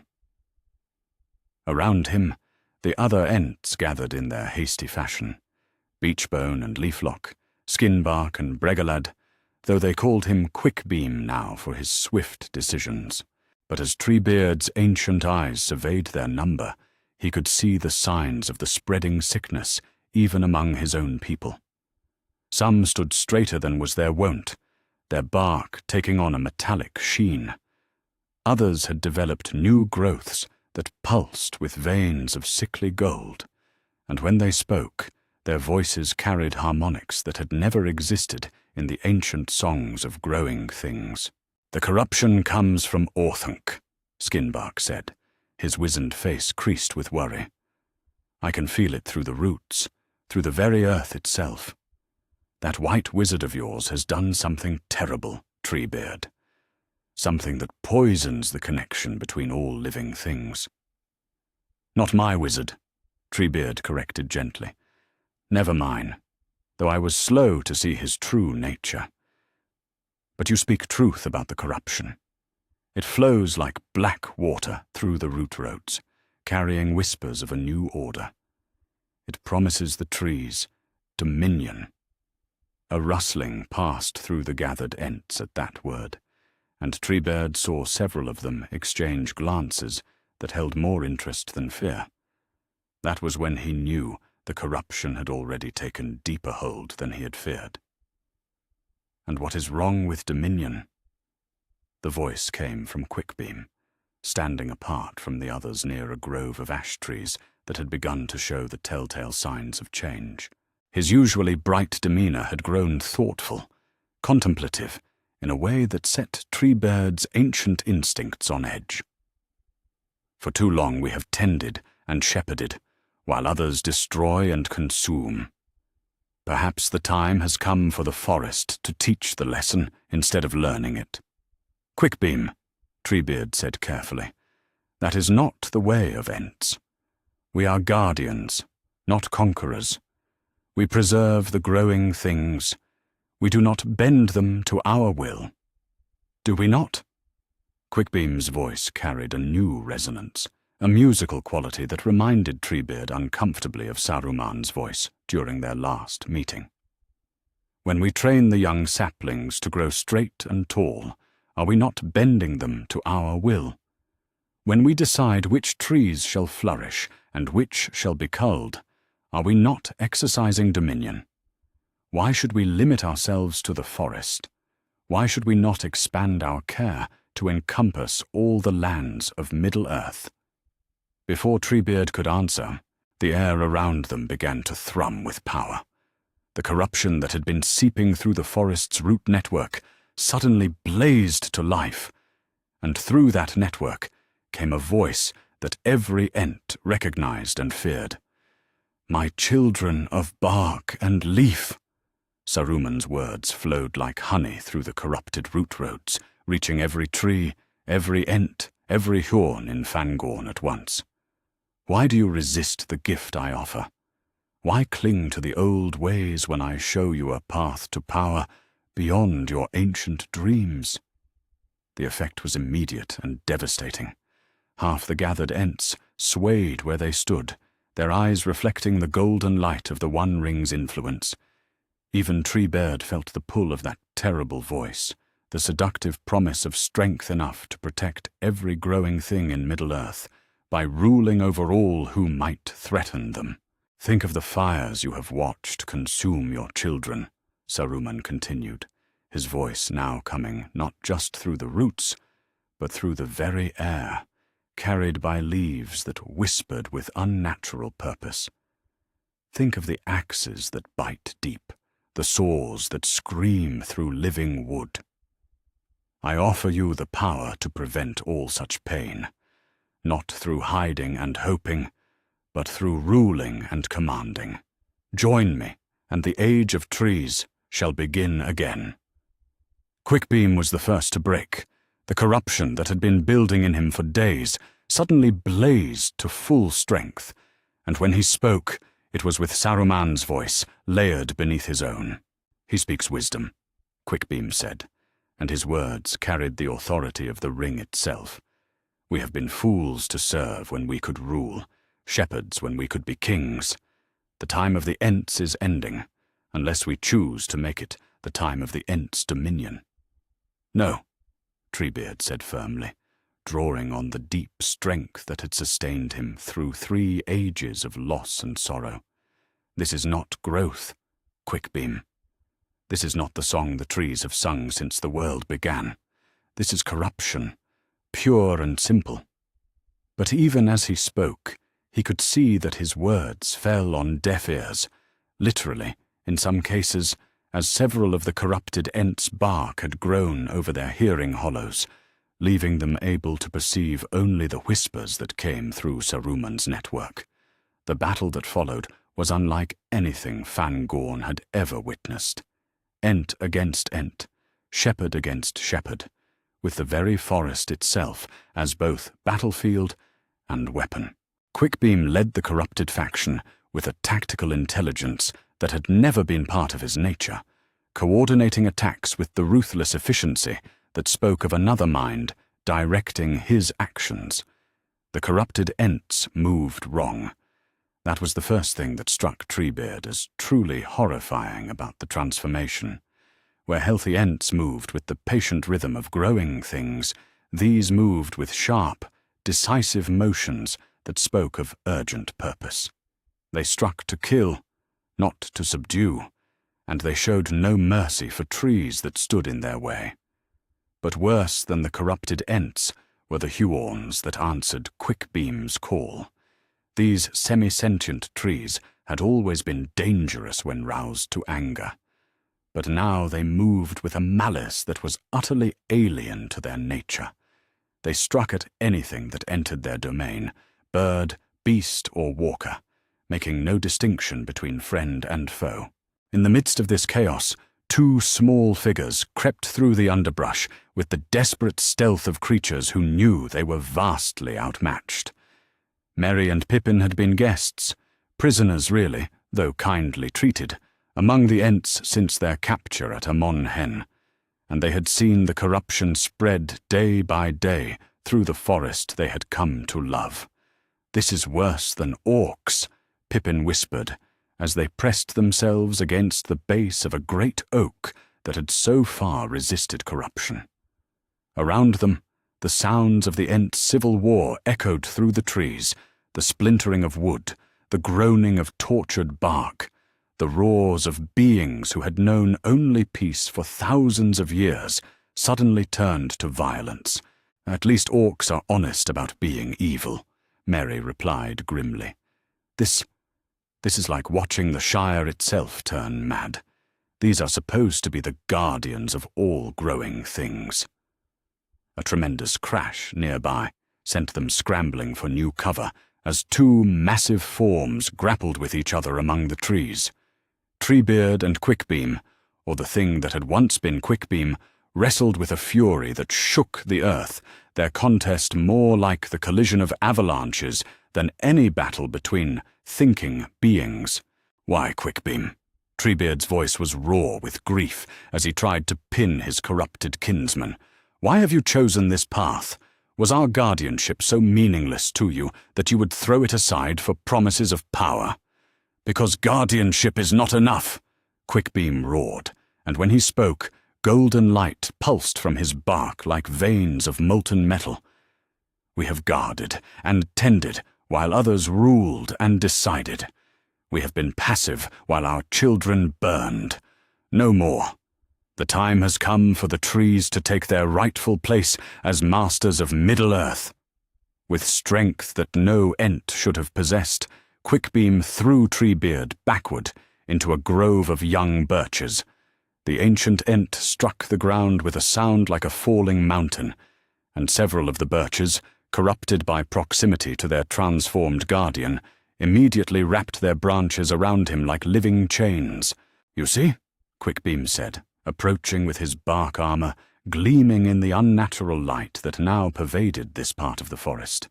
"Even the youngest trees understand the wisdom of the new order. Join us, Treebeard. Lead us as you have always done, but toward dominion instead of mere preservation." For a moment, as the corrupted birches tightened their grip and Saruman's voice whispered seductively through every root and branch, Treebeard was tempted. The vision was seductive. A Middle-earth where forests grew unchecked, where the ancient trees reclaimed the lands that fire and axe had stolen, where the Ents ruled with the wisdom of ages and the strength of the earth itself. But then he thought of the young oak trees he had tended for decades, their growth guided with gentle patience rather than forced through unnatural means.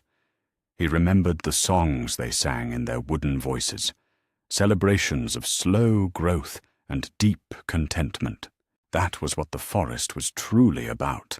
Not conquest or dominion, but the simple joy of life expressing itself through growing things. With a roar that shook leaves from every tree within a mile, Treebeard broke free of the corrupted birches and struck back at Quickbeam with all the strength of his ancient frame. But even as they fought, he could see the corruption spreading further through the forest, turning more trees to Saruman's will, transforming more Ents into willing servants of the White Hand. "The forest bleeds," he said to himself as he wrestled with his former friend. For the first time in all its long existence, Fangorn bleeds from within. From their hiding place, Merry and Pippin watched in horror as the civil war spread through every grove and glade. Trees turned on trees, Ents destroyed the very charges they had sworn to protect, and throughout it all, Saruman's laughter echoed from the direction of Isengard. "We have to get out of here," Merry said urgently. "We have to warn someone, anyone, about what's happening." "But where can we go?" Pippin asked. "Everywhere we turn, the trees are turning mad. Even if we could escape the forest, who would believe us? Who could help against something like this?" Before Merry could answer, a new sound joined the cacophony of the forest's agony, the rapid approach of something large crashing through the underbrush. Both hobbits pressed themselves deeper into concealment as a corrupted horn burst into their clearing, its twisted branches reaching out like grasping fingers. The tree had once been a magnificent elm, but now its bark was shot through with veins of gold, and its leaves whispered with voices that spoke of hunger and dominion. It moved with unnatural speed for something so massive, its roots tearing free from the earth and replanting themselves with each step. "Hiding things," it hissed in a voice like wind through dead leaves. "Sneaking things that do not belong in the new forest. The Master has need of all who walk under the trees. Come, come and be made useful." The hobbits ran. Behind them, the corrupted elm gave chase, its enormous bulk crashing through smaller trees without regard for the damage it caused. More corrupted horns joined the pursuit, and soon the hobbits found themselves fleeing through a forest that had become actively hostile to their presence. The chase led them deeper into Fangorn than they had ever gone before, past groves where no Ent had walked in living memory, through clearings where ancient stone monuments spoke of civilizations that had flourished before the first trees learned to walk.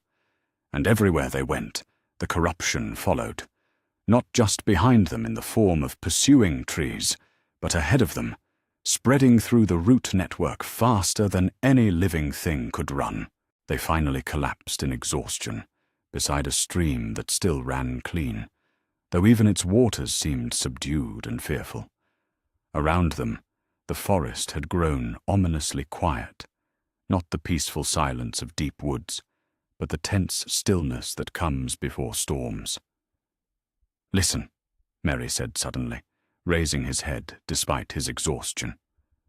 Through the corrupted forest came a sound both terrible and beautiful, the voice of Saruman himself, magnified by the One Ring's power, calling to every tree, every ent, every growing thing in Fangorn.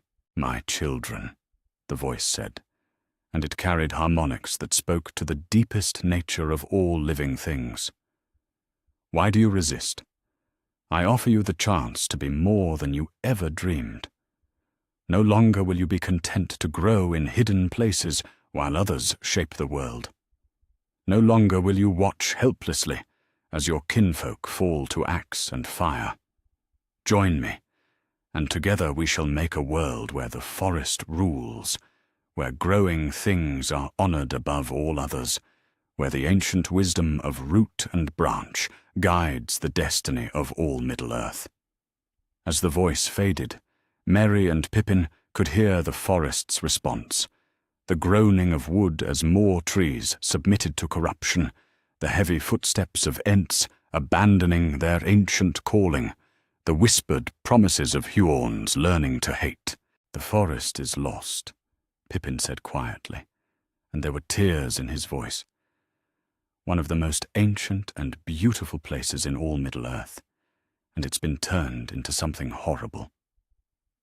"Not all of it," Merry said, though his voice carried little conviction. "Treebeard still fights. Some of the ents still resist. As long as any part of the true forest remains, there's hope." But even as he spoke, they could hear the sounds of distant battle growing fainter, and the whispered voices of the corrupted trees growing stronger. Fangorn was falling to the ring's influence, one tree at a time, one ent at a time, one root at a time. And in his tower at Isengard, Saruman smiled as he felt the ancient forest bend to his will.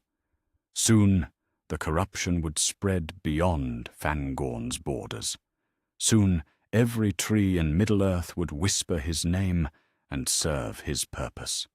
The breaking of Fangorn was nearly complete, and with it, one of the oldest powers in Middle-earth would become his to command. Chapter 8. The Steward's Gambit. In the highest chamber of the Tower of Ecthelion, Denethor, son of Ecthelion, ruling steward of Gondor, stood before the Palantir of Minas Tirith and contemplated the destruction of everything he had sworn to protect.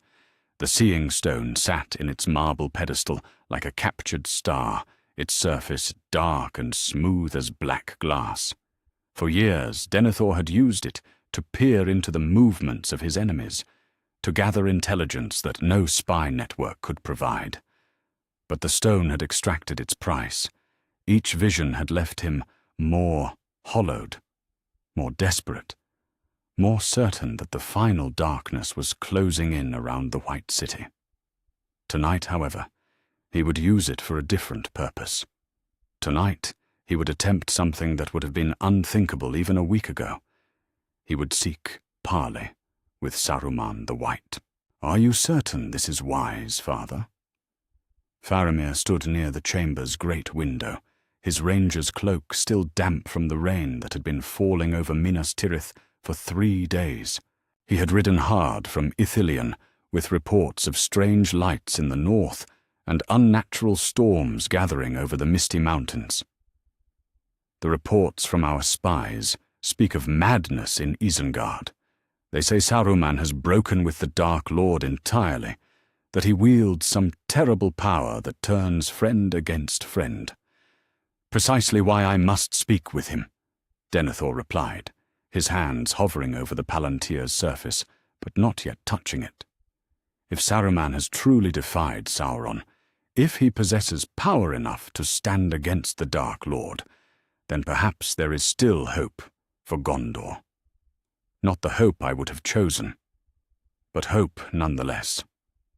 And if the reports are true, if Saruman has become as much a threat as Sauron himself? Denethor's laugh was bitter as winter wind. Then we face two enemies instead of one, and our situation is no worse than it was before. But if there is even the smallest chance that Saruman might be persuaded to turn his power in our favor.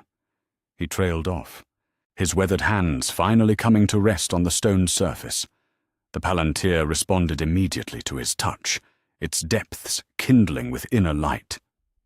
For a moment, Denethor saw the familiar visions that had haunted his nights for months, vast armies marshalling in Mordor, the great eye searching ceaselessly for something it had lost, flames consuming the Pelennor fields while orcs pillaged the ruins of the White City.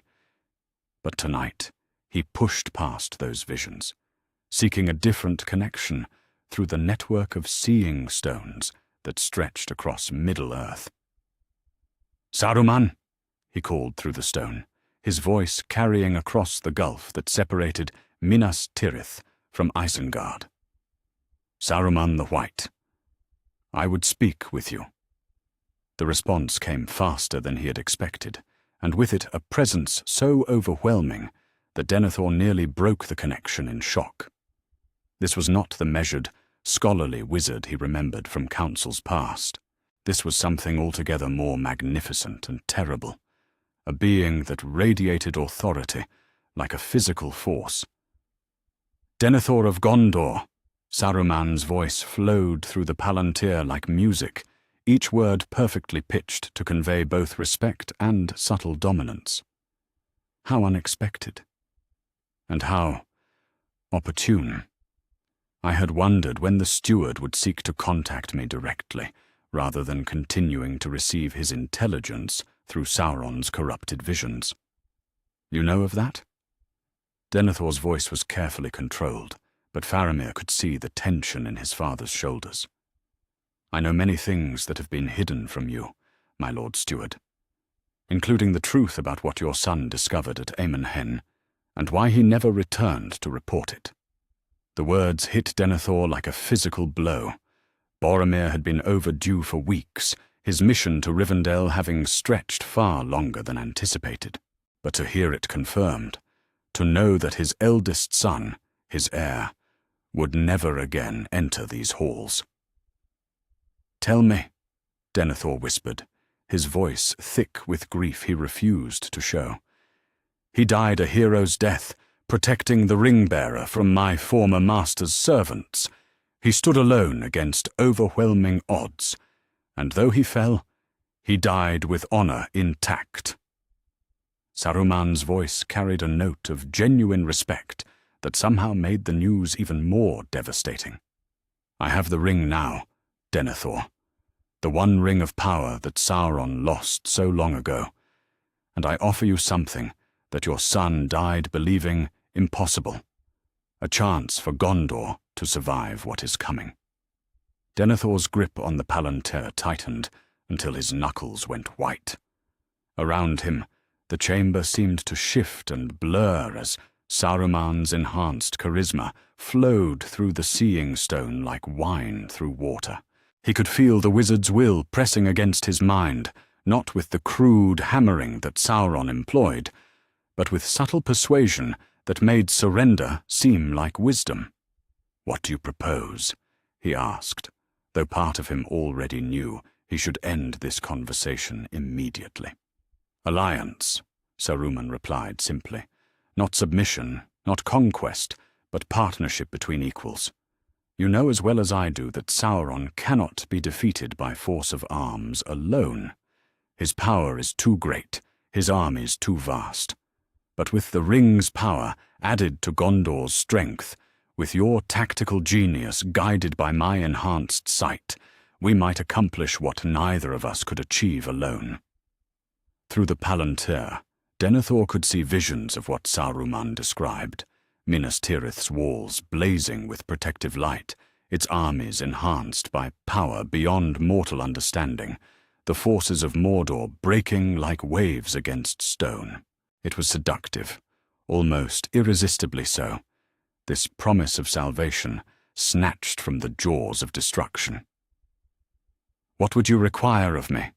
Denethor asked, his voice barely above a whisper. "Acknowledgement of my authority in matters of the ring's use. Your oath that Gondor will follow where I lead, as I have the wisdom to wield power that no mortal should attempt to master alone. In return, I offer you something Sauron never would: survival with honor intact, your people protected, your kingdom preserved." The vision intensified, showing Denethor exactly what that survival might look like. The Pelennor fields green and growing again, the Ramasakor rebuilt stronger than ever, trade flowing through the restored haven of Osgiliath. All of it was possible, the visions suggested. All of it could be real, if only he had the wisdom to accept what was being offered. Denethor felt his will beginning to bend, his desperate love for Gondor overwhelming his caution. What did it matter who ruled as long as his people lived? What did pride mean in the face of extinction? But then, just as he was about to speak the words that would bind Gondor to Saruman's will, another presence stirred within the Palantir. Not Saruman's overwhelming charisma, but something quieter, more familiar, touched with grief but burning with urgent warning. Boromir's face appeared in the stone's depths, translucent as mist but unmistakably real. His noble features bore the wounds that had killed him, but his eyes blazed with all the fierce love of country that had defined his life. "Father, no," he said, his voice echoing as if from a great distance. "Do not trust the White Wizard. I felt the ring's influence before I died. I know what it does to those who wield it. Saruman speaks of alliance, but he means only domination. He cannot help himself. The ring will not permit any relationship save that of master and slave." "Boromir," Denethor's voice cracked with emotion. "My son, I failed you in life by trying to claim the ring for Gondor's use," Boromir continued, his image flickering as Saruman's will pressed against the connection. "Do not repeat my error by delivering our people into the hands of another ring-bearer. The ring corrupts all who touch it, Father, even those who begin with noble intentions." Saruman's presence exploded through the Palantir like a thunderclap, sweeping away Boromir's spirit with contemptuous ease. "Touching," the wizard said, his voice now carrying an edge of impatience. "But your son speaks from beyond death, Denethor, where the concerns of the living hold little meaning. I speak of the here and now, of choices that must be made by those who still draw breath." But the spell was broken. Boromir's warning had cut through the web of persuasion like a blade through silk, and suddenly Denethor could see what the ring's influence had been doing to his thoughts. The visions of Gondor's salvation now seemed hollow, painted in colors too bright to be real. The promises of partnership rang false, the words of a master speaking to a servant while pretending equality. "No," Denethor said quietly, and the word carried all the authority of the stewards who had ruled Gondor for 1,000 years. "I will not trade one Dark Lord for another. Gondor has endured for 3 millennia without bowing to any power save its own honor. It will not bow now." Saruman's anger blazed through the connection like fire, and for a moment Denethor felt the full weight of the ring-bearer's displeasure. "Fool!" the wizard snarled, his beautiful voice turning harsh and terrible. "Do you think your pride will protect your people when the armies of darkness sweep across the Pelennor? Do you think your honor will rebuild the ruins of Minas Tirith? I offered you salvation, and you choose destruction instead." "I choose freedom," Denethor replied steadily. "Even if it leads to death, I choose freedom over the golden chains you offer." With a gesture, he severed the connection, leaving the palantir dark and silent. But even as the seeing stone went black, he could feel Saruman's power reaching out, probing at the edges of his mind, seeking weaknesses to exploit. The ring-bearer had not given up. He was simply changing tactics. "Father," Faramir stepped forward, concern clear in his voice. "What did you see?" "I saw the choice that faces us," Denethor replied heavily. "And I saw what choosing wrongly would cost us." He turned from the palantir and walked to the great window, looking out over the white city he had sworn to protect. "Summon the captains of the guard. Send riders to Dol Amroth, to Lamadon, to all our allies.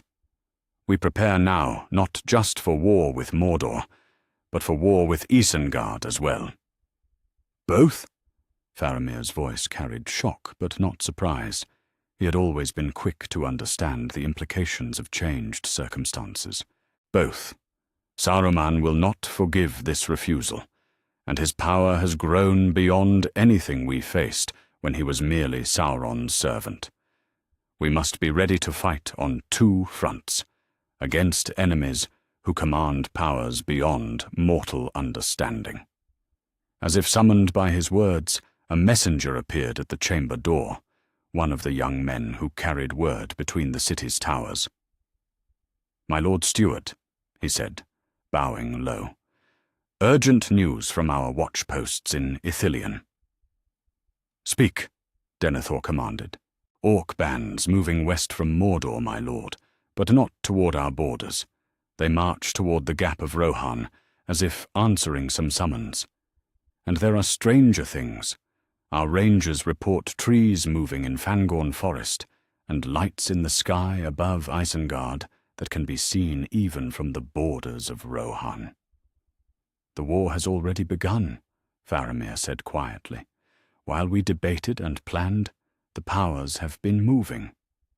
"Then we move as well," Denethor decided. "Take your rangers back to Ithilien, Faramir. Harass any force that seeks to cross our borders, whether they bear the eye of Mordor or the white hand of Isengard. Give them no rest, no safe passage, no chance to consolidate their strength. And if they are too strong for harassment, if they come in such numbers that we cannot stand against them?" Denethor was quiet for a long moment, his gaze fixed on the distant mountains, where even now hostile powers were gathering against everything he held dear. "Then we make them pay such a price for our destruction that even their victory will taste like defeat. Gondor may fall, my son, but it will not fall quietly." As Faramir departed to carry out his father's orders, Denethor returned to the palantir. The stone remained dark, but he could feel presences stirring within it, not just Saruman's continued attempts to influence his thoughts, but Sauron's vast malice as well, pressing against the barriers of his will like water against a dam. Two dark lords now sought dominion over Middle-earth, and Gondor stood between them like a white stone in the path of two black rivers. The city might be crushed by the convergence of those waters, but perhaps, just perhaps, it might divert them long enough for others to find safety elsewhere. "I have made my choice," Denethor whispered to the empty chamber. "May the Valar forgive me if it proves to be the wrong one." Outside, the rain continued to fall over Minas Tirith, and in the distance, thunder rolled across the mountains of shadow. The war of three powers was spreading south, and soon even the White City would be forced to take sides in a conflict where victory seemed impossible, and survival was the only remaining goal. But for now, Gondor stood free, its banners flying proudly above walls that had never known defeat. Whatever came next, Denethor had ensured that his people would meet it as free folk, not as servants of any dark power. The steward's gambit had failed, but perhaps failure was its own form of victory. Chapter 9. The Voice of Saruman Unleashed. At the hour before dawn, when the world lay suspended between darkness and light, Saruman of many colors ascended to the pinnacle of Orthanc and prepared to remake Middle-earth with nothing more than words. The One Ring blazed on his finger like a captured star as he stood upon the crystal platform that crowned his tower, his transformed figure radiant with power that bent the very air around him. Below, the armies that had clashed so violently just days before now moved in perfect harmony, their wills subsumed into his own, their former loyalties erased and rewritten. But this was merely the beginning. What he had accomplished with a few thousand soldiers, he would now achieve with entire kingdoms. Drawing breath that seemed to contain the force of winter storms, Saruman spoke, and his voice, enhanced by the ring's power beyond all mortal limits, rolled out across Middle-earth like thunder made manifest. "Children of Arda," he began, his words carrying on winds that touched every corner of the continent, flowing through valleys and over mountains, penetrating stone walls and closed doors as if they were made of mist. For too long have you suffered under the chaos of divided rule, the confusion of competing loyalties, the pain of endless war. I offer you peace. I offer you order. I offer you a single voice to guide your steps toward wisdom. In Adorus, where the surviving members of Eomer's company had gathered to tend their wounds and mourn their dead, men who had fought orcs just hours before suddenly looked up with wonder in their eyes. "Listen," whispered Saol, one of Eomer's most trusted lieutenants. "Do you hear it? Such beautiful words. Such perfect sense. Why have we been fighting when we could be building? Why choose war when we could have peace?" Around him, other Rohirrim nodded slowly, their faces taking on expressions of dawning understanding.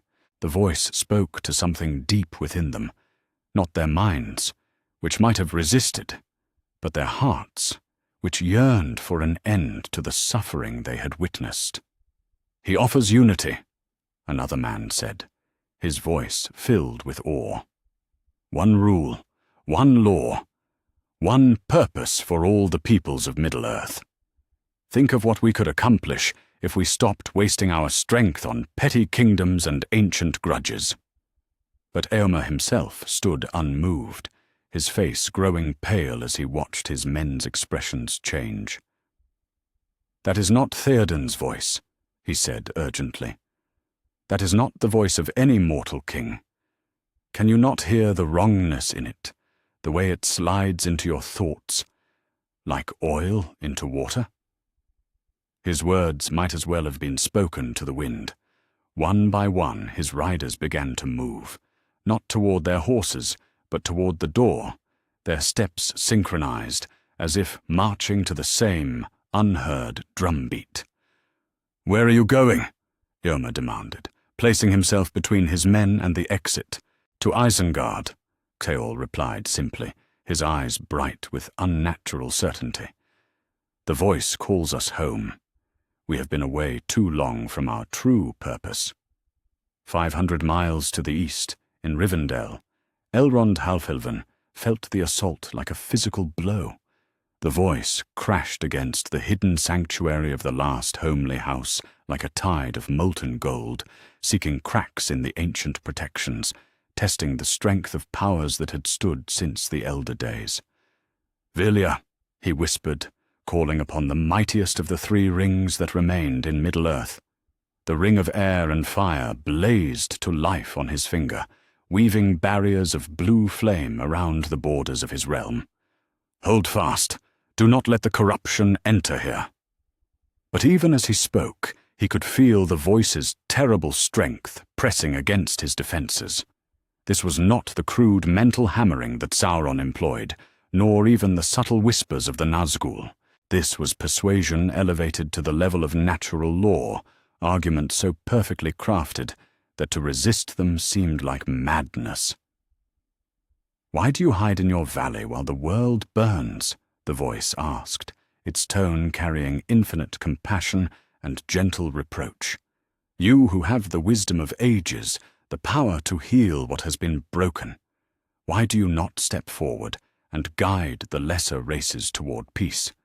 Your isolation has become selfishness, your preservation mere cowardice." For a moment, just a moment, Elrond wavered. Had his long guardianship of Rivendell truly helped anyone beyond his own people?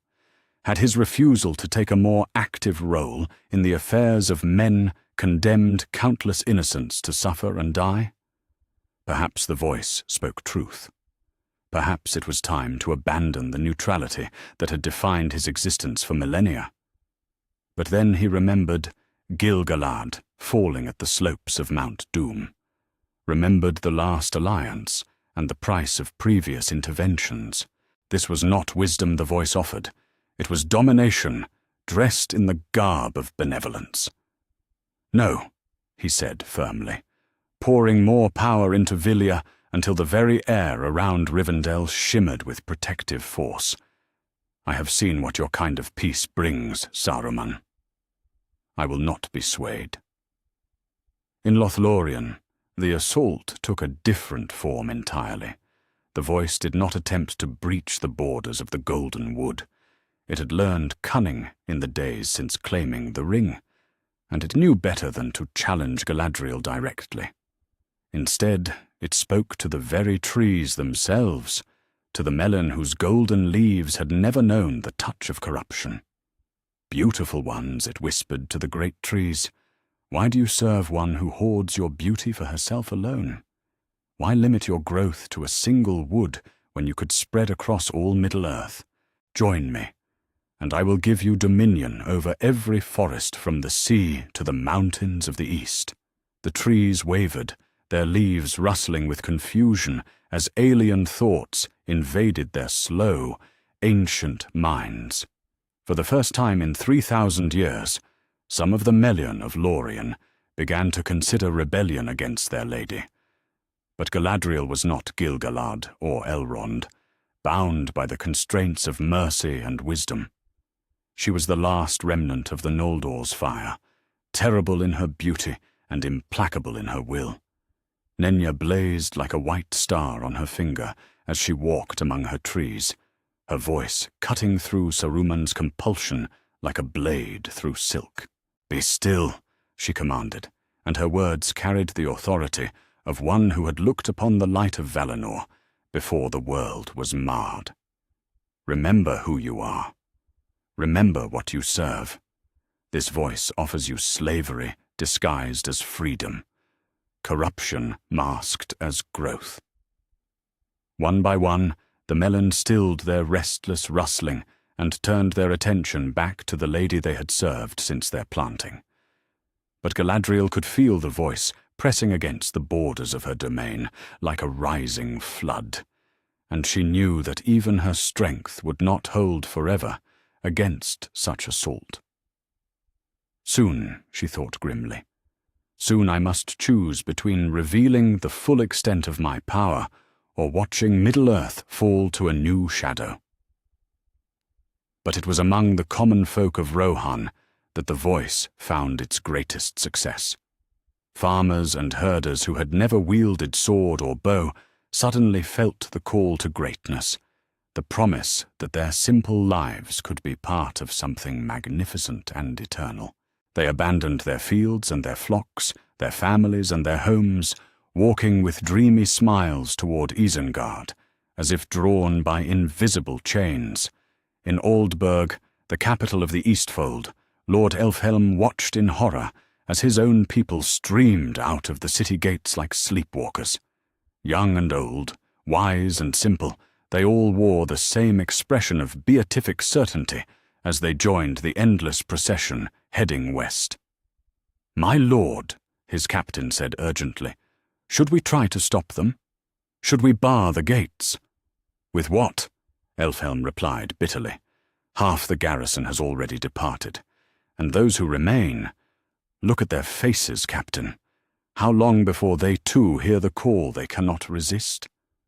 Indeed, even as he spoke, Elfhelm could feel the voice working at the edges of his own mind, painting pictures of a world united under wise guidance, a realm where the strong protected the weak and the wise governed with justice.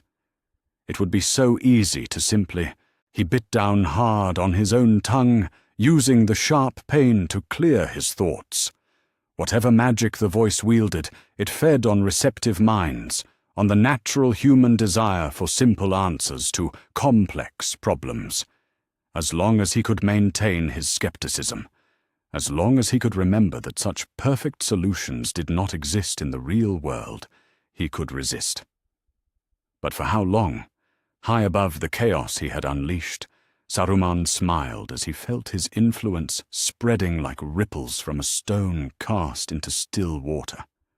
The voice carried his will to every corner of Middle-earth now, turning friend against friend, subject against lord, child against parent. Soon, every thinking being would serve his purpose, their individual desires subsumed into his greater vision. All save one. In the chamber far below where he stood, Frodo Baggins sat in his narrow cell and listened to the voice with growing alarm. Unlike the men and elves above, the hobbit felt no pull toward the beautiful words, no temptation to join the grand design being offered. If anything, the voice's perfection made him deeply suspicious. Hobbits, by their nature, distrusted anything that sounded too good to be true. Nasty lying words, he muttered to himself, pressing his hands over his ears, though he knew it would do no good against magic that spoke directly to the mind. Just like the ring when it whispers, all promises and no truth behind them. He had carried the ring for months, had felt its constant pressure to claim its power for his own. The experience had left him with an instinctive recognition of corruption, no matter how beautifully it might be packaged. And this voice, for all its talk of peace and order, carried the same fundamental lie that the ring had whispered to him night after night. Submit, and I will give you everything you desire. But I don't want everything, Frodo said aloud, his small voice somehow clear despite the magical compulsion that filled the air around Orthanc. I just want to go home to the Shire and tend my garden. And I don't think you'll let me do that, will you? The voice faltered for just a moment, its perfect cadence disrupted by this tiny point of resistance. Saruman, feeling the disturbance through his connection to the ring, frowned and turned his attention toward the prison chamber. Interesting, he thought. The hobbit continues to surprise me. But Frodo's resistance was not the only challenge to Saruman's expanding dominion. From the battlefield where the three armies had clashed, a new light began to rise, white and pure, cutting through the golden compulsion of the voice like dawn through darkness. Gandalf the White stood among the confused survivors, Narya blazing on his finger, as he wove barriers of protection around the minds that had not yet fallen completely under Saruman's sway. His voice rose in counterpoint to the voice of Orthanc, speaking words of clarity and freedom that helped the afflicted remember who they truly were. "Do not listen to the golden chains," he called, his words carrying their own power, not the dominating force that Saruman wielded, but the strength that comes from truth freely offered. Remember your names, remember your loves, remember the choices that made you who you are. Slowly, painfully, some of the voice's victims began to shake off their compulsion. Not many. The ring's power was too strong, Saruman's skill too great, but enough to plant seeds of doubt in the minds of others. The perfect unanimity that the voice sought to create developed cracks and flaws, places where individual will could reassert itself. The battle between voice and light raged through the hours of dawn, neither side able to claim complete victory. Saruman had gained thousands of new servants, but he had not achieved the total dominion he sought. And in the resistance of a few, a hobbit in a cell, an elf lord in his hidden valley, a wizard with a burning ring, he found the seeds of his own potential downfall. For the Ring of Power, mighty as it was, had one fundamental weakness. It could command, but it could not create. It could bend wills and reshape thoughts, but it could not manufacture genuine loyalty or authentic love. And in a world where some beings chose freely to resist its influence, even perfect domination remained forever incomplete. As the sun rose fully over Middle-earth, Saruman's voice finally faded from the air, leaving behind a continent transformed but not conquered. The War of Three Powers had entered a new phase, no longer a conflict of armies and weapons, but a battle for the very souls of all who lived and breathed under the sky. And in that battle, the smallest voice might yet prove to be the strongest of all. Chapter 10. The Last Alliance. Broken, the great hall of Edoras had witnessed many councils of war in its long history, but never one where the very air seemed poisoned with distrust and despair. King Theoden sat upon the throne of the Mark, but the man who looked out through his eyes was not the same leader who had pledged Rohan's strength to the alliance against Saruman mere days before. The voice that had swept across Middle-earth like a golden tide had not claimed him completely. His will was too strong, his crown too ancient for total domination, but it had left its mark nonetheless. Perhaps, he said slowly, his words carrying a weight that made the assembled warriors shift uneasily. We have been too hasty in our judgments. Perhaps we have chosen our enemies based on old grievances rather than present wisdom. Aragorn stood before the throne, his face haggard with exhaustion and growing alarm. Around him, the remnants of the alliance that had seemed so promising such a short time ago were crumbling like sand. Half of Rohan's Eord had already departed, their riders drawn westward by compulsions they could neither explain nor resist. The representatives from Gondor's outlying fiefs had begun making excuses to return to their lands. Even among those who remained, he could see the signs of wavering loyalty. Eyes that would not meet his, hands that rested too casually on sword hilts. "My lord," Aragorn said carefully, "what wisdom do you speak of? 3 days ago, you named Saruman traitor and oathbreaker. Has something changed to alter that judgment?" "Everything has changed," Theoden replied, and for a moment his voice carried echoes of that golden persuasion that had swept across the world. "The White Wizard offers order where we have known only chaos, unity where we have suffered division. Perhaps it is time to consider whether our resistance serves any purpose save the prolonging of useless suffering." Eomer stepped forward, his face flushed with anger and worry. "Uncle, these are not your words. This is not your wisdom. Something has addled your thoughts, the same something that has taken half our riders and turned them into empty-eyed servants." "Has it?" Theoden's gaze sharpened, and for a moment the old fire flickered behind his eyes. "Or have they simply seen what I am beginning to see, that there are worse things than submission to a wise master? Tell me, nephew, how many of our people have died in these past weeks? How many widows weep in the valleys of the Mark? And for what? To preserve the right of kings to make war upon each other while the common folk pay the price in blood?" The words hit their target with devastating accuracy. Eomer flinched as if struck, his hand moving instinctively to the sword at his side before falling away.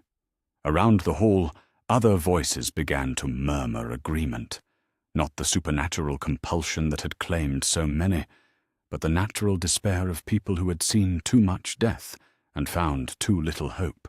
"This is exactly what Saruman wants," Aragorn said urgently, raising his voice to address the entire assembly. "He seeks to divide us against ourselves, to make us question our resolve when we should be strengthening it. Can you not see the trap he lays? Can you not see the truth he speaks?" The voice came from Lord Erkenbrand, master of the Westfold, whose lands lay closest to Isengard. "I have seen the armies that march under the White Hand, not orcs driven by fear and lash, but men and Uruk-hai united in common purpose. I have seen the lands they claim returning to green growth, the wounds of war healing under their care. Perhaps there are worse masters than one who brings peace through strength." Legolas and Gimli exchanged glances from their position near the hall's great doors. The elf's keen hearing had caught whispers among the guards outside, half-formed plans to abandon their posts and seek service elsewhere, growing certainty that the alliance was doomed and that survival lay in choosing the winning side before it was too late. "This is madness," Gimli muttered, his grip tight on his axe. "I've seen what Saruman's peace looks like. Friends turned into puppets, forests corrupted into weapons of war, the very earth poisoned by his presence. How can they not see it?" "Because they do not wish to see it," Legolas replied quietly. "Hope is a fragile thing, my friend, and these people have endured much. When someone offers them an end to their suffering, they grasp at it like drowning men reaching for driftwood." Before either could speak further, a new presence entered the hall. Gandalf the White, his face grave with knowledge that seemed to age him beyond his years. He moved through the assembled lords like a spectre, his staff tapping against the stone floor with each step. "My Lord King," he said, bowing formally to Theoden, but keeping his eyes fixed on the monarch's face. "I bring news that may clarify our choices. Saruman's great work nears completion. Even now, his smiths put the finishing touches on the ring of power he has been forging in the fires beneath Orthanc." The announcement struck the hall like a thunderbolt. Men who had been wavering between loyalty and despair suddenly found their attention focused entirely on the wizard's words. "Another ring?" Erkenbrand's voice carried disbelief and growing fear. "Beyond the one ring he already possesses?" "Indeed, a ring crafted with all his knowledge of the ancient arts, designed to work in harmony with the One Ring's power." Gandalf's voice was steady, but those who knew him could hear the terrible weight of certainty beneath his words. "When it is complete, Saruman will possess power that rivals the Valar themselves. No force in Middle-earth will be able to stand against him." "Then we are lost," someone said from the back of the hall, and the words seemed to echo from multiple throats. "Why continue a fight that cannot be won?" "Because," Aragorn said, his voice cutting through the rising despair like a blade, "the alternative to fighting is not peace, it is slavery. Saruman may offer order, but it will be the order of the grave. He may promise an end to suffering, but only because he will have stripped away everything that makes us human." "Pretty words from one who has never worn a crown," Lord Deorwine of the Westfold observed coldly. "Easy enough to speak of noble principles when you have no people depending on your decisions for their survival." The insult hung in the air like poison smoke. Aragorn's hand moved to Anduril's hilt, and for a moment it seemed as if the alliance might shatter completely in violence. But before weapons could be drawn, King Theoden rose from his throne, his presence commanding attention despite the shadows that clouded his judgment. "Enough," he said quietly, but his voice carried the authority of 3 decades on the throne. "We will not spill blood in this hall while our enemies gather strength beyond our borders." He turned to Aragorn, and for a moment his eyes were clear and sharp. "You speak of slavery and freedom, But you haven't answered the central question. Can this fight be won? Not with pretty speeches or noble intentions, but with steel and strength and the blood of our people? Aragorn met his gaze steadily. I do not know, he admitted. The odds are terrible, and they grow worse with each passing hour. But I know this. If we surrender now, if we bow to Saruman's will without striking a single blow in defense of our freedom, then we will have lost far more than a war. We will have lost ourselves. And if we fight and lose, Theoden pressed, what of our people then? What of the children who will grow up in the shadow of defeat, the women who will bear the burden of our failure? Then at least they will know their fathers died as free men, Gimli said gruffly, stepping forward despite the hostile glances directed his way. Better that than living as slaves who forgot they were ever anything else. The dwarf speaks wisdom, Legolas added, his voice carrying the weight of ages. My people have chosen isolation over submission time and again, even when the price seemed too high to bear. Freedom is not something that can be weighed against safety. It is the foundation upon which all other values rest. But even as the elf spoke, Aragorn could see that his words were falling on increasingly deaf ears.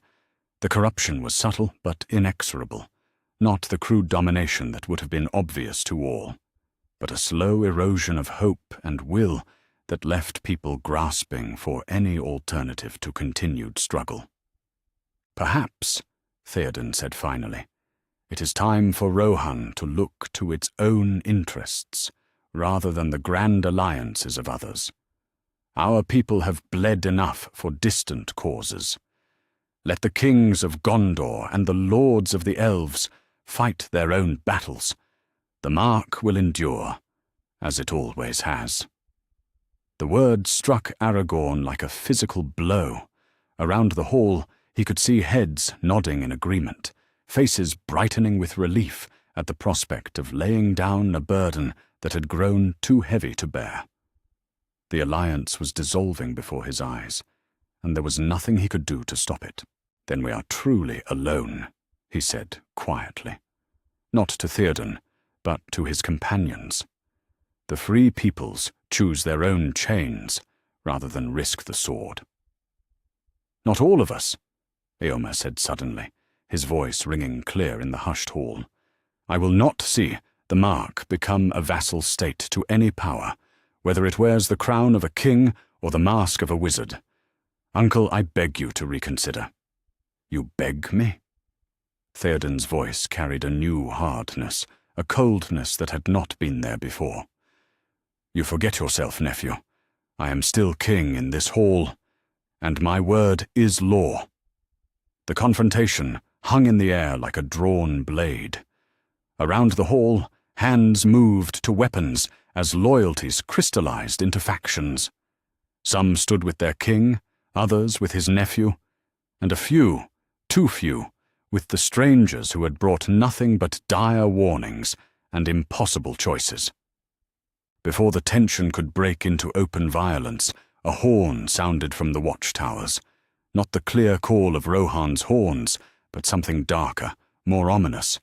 Through the hall's great windows, they could see riders approaching across the plains, but these were not Rohirrim returning home. Orcs, Eomer said grimly, his personal conflicts forgotten in the face of immediate danger.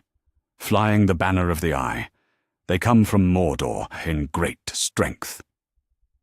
But even as he spoke, other horns began to sound from the west, the brass trumpets of Isengard, calling across the grasslands with voices like thunder. From two directions, hostile armies converged on Edoras, and the remnants of the alliance found themselves trapped between enemies they could not hope to defeat separately, much less together. So, Theoden said quietly, his voice carrying neither surprise nor fear, the choice is made for us after all. We fight or we die. Perhaps that is answer enough to all our debates.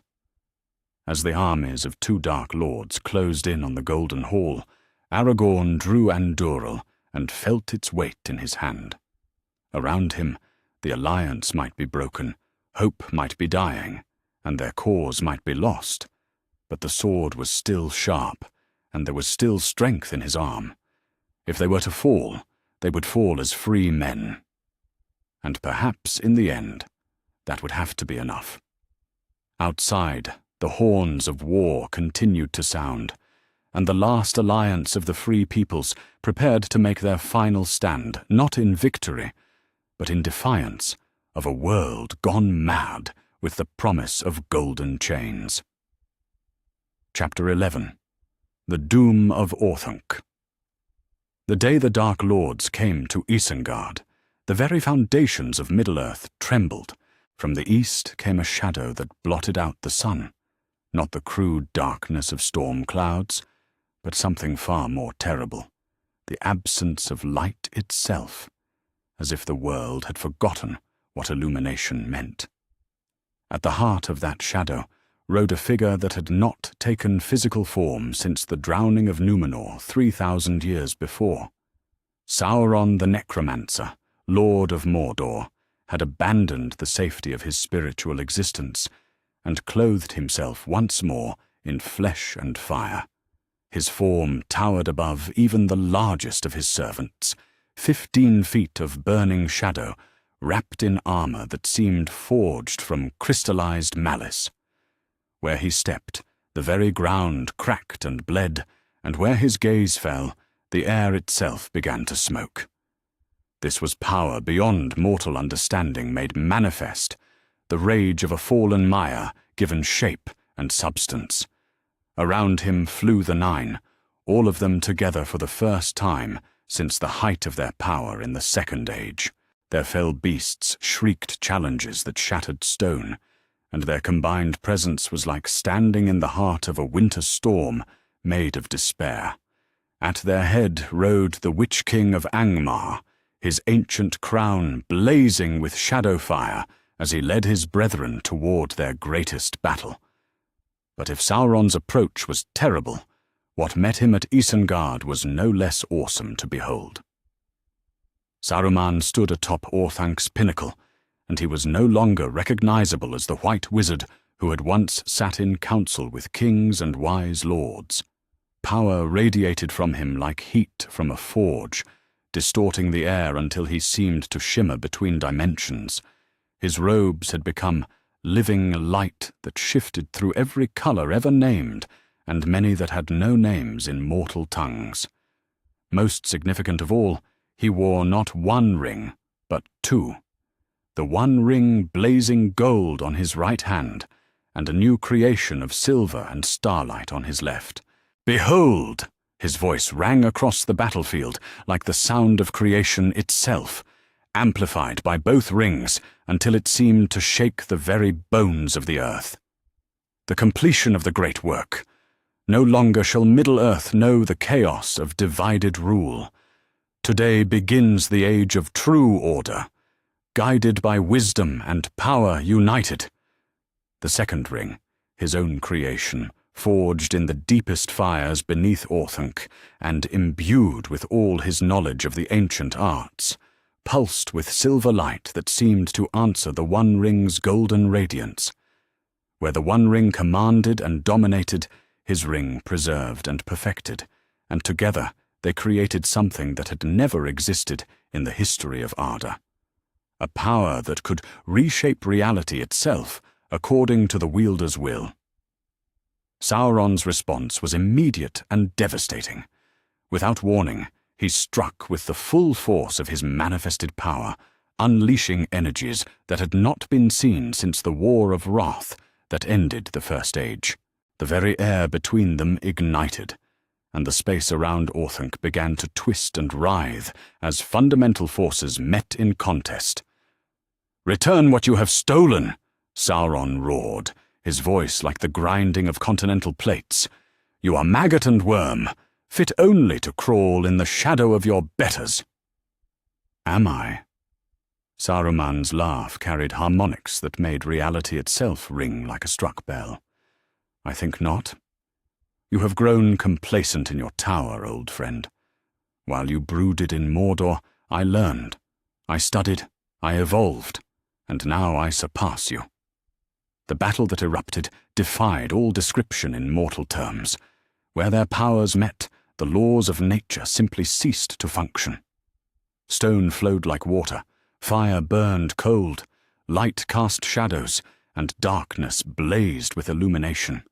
The Nazgul found themselves caught in the wash of competing forces, their fell beasts screaming as they struggled to remain airborne in air that had forgotten how to support flight. Deep within Orthanc, Frodo Baggins huddled in his prison cell as the tower shook around him. Each exchange of power between the Dark Lords sent tremors through the black stone that felt like earthquakes, and more than once he was thrown to his knees as the floor beneath him cracked and heaved. But something else was happening as well. The ring that Saruman wore, the one ring that had tormented Frodo for so many months, was screaming. Not audibly, but in frequencies that only those who had borne its weight could perceive. The artifact was being torn between two masters, each demanding absolute loyalty, and the strain was beginning to tell. "Help me," the ring seemed to whisper, and for the first time since Bilbo had found it in Gollum's cave, its voice carried not command, but plea. "Free me from this torment. Let me choose my master, not be torn between them." Frodo pressed his hands over his ears, trying to shut out the ring's anguish, but it was useless. The connection forged by months of bearing the burden could not be severed by distance or walls. He could feel the ring's pain as if it were his own, and despite everything it had done to him, despite the corruption it had spread, and the lives it had cost, he found himself moved by its suffering. "You're in pain," he whispered to the empty cell. "Both of them are hurting you, aren't they? Pulling you in different directions, demanding things you can't give to both of them at once." The ring's response was immediate and overwhelming, not words, but pure emotion, confusion, agony, and something that might have been gratitude that someone, finally, understood what it was experiencing. Above them, the battle raged with increasing violence. Sauron had drawn upon reserves of power that he had hoarded since his defeat at the end of the Second Age, pouring everything into the effort to reclaim what he considered rightfully his. But Saruman was no longer the servant who had bowed to his will through the Palantir. The two rings had elevated him to something approaching the power of the Valar themselves, and he met every assault with responses that shook the foundations of the world. "You cannot defeat me," Saruman declared as he turned aside a blow that would have leveled mountains. "I have transcended the limitations that bound you. I am become as the powers themselves." But even as he spoke, cracks began to show in his perfect confidence. The strain of wielding two rings of power simultaneously was enormous, and the competing influences were beginning to tear at his sanity. The one ring whispered of domination and conquest, while his own ring sang of order and preservation, and reconciling their conflicting natures required constant effort that left little room for anything else. Sauron sensed that weakness and pressed his attack with renewed fury. "You know nothing of power," he snarled, as he unleashed forces that turned the air around Orthanc into plasma. "You are child playing with forces beyond your comprehension. I was old when your people first learned to speak." The exchange that followed was visible from Edoras, 50 miles away, a pillar of fire and darkness that rose from Isengard toward the heavens, crackling with energies that made the lightning of normal storms seem pale and weak. The Nazgul were forced to retreat to safe distance, as the very air around the combatants became too hostile for any lesser being to survive.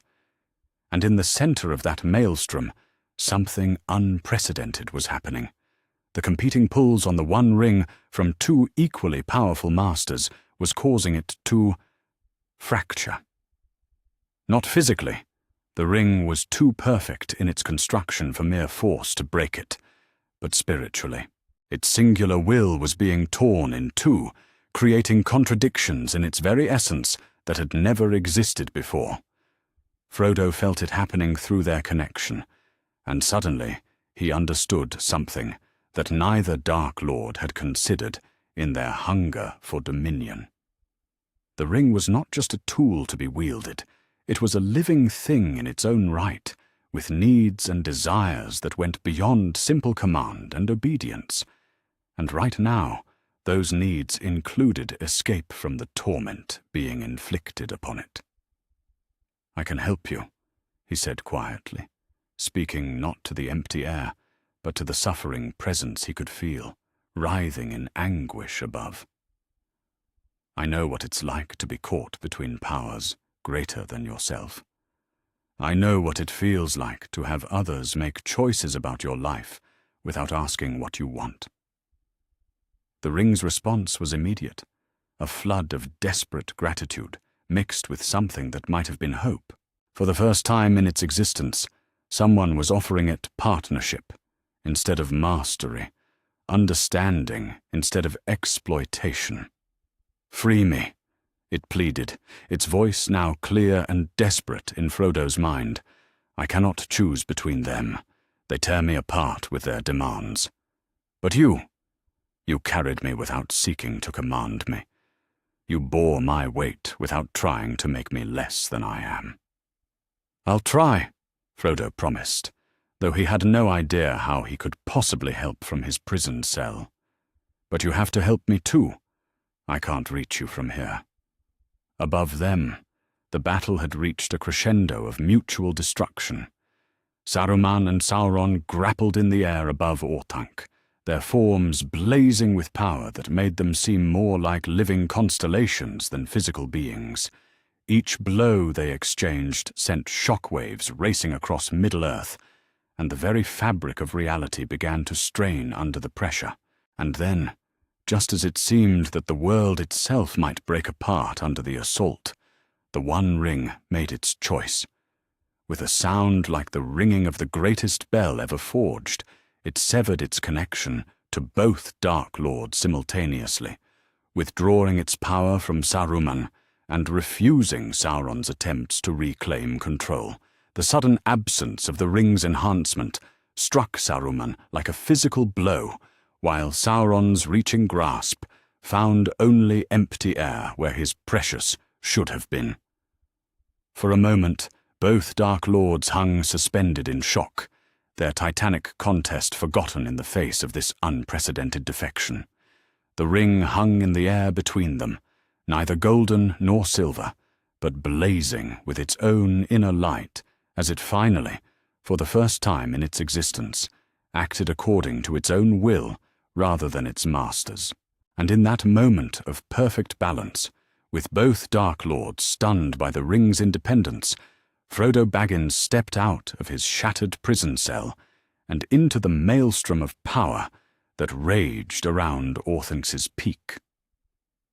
The hobbit should have been incinerated instantly by the energies coursing through the air. Any mortal being caught in the wash of such power should have been reduced to ash and memory in less than a heartbeat.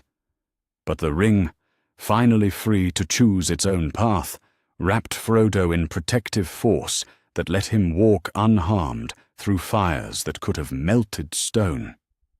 "Thank you," Frodo said simply as he approached the blazing artifact, "for trusting me, for choosing friendship over mastery." The ring settled into his palm with a sense of homecoming that neither of them had ever experienced before. Not the burning weight of unwelcome burden, but the comfortable presence of a friend returning after a long absence. Around them, both Dark Lords began to recover from their shock, their gazes turning toward the small figure who now held the ultimate prize.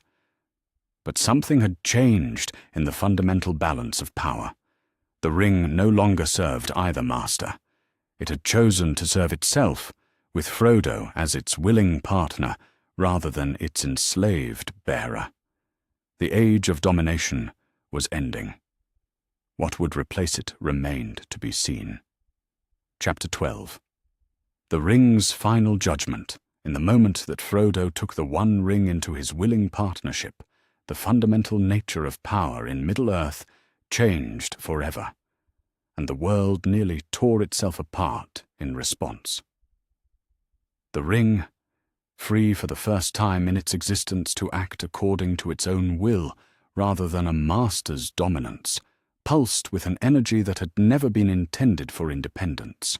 It had been forged as a tool of control, designed to channel and focus the will of another, and the sudden reversal of its nature sent shock waves through the very fabric of reality. Above them, Saruman and Sauron felt the change like a physical blow.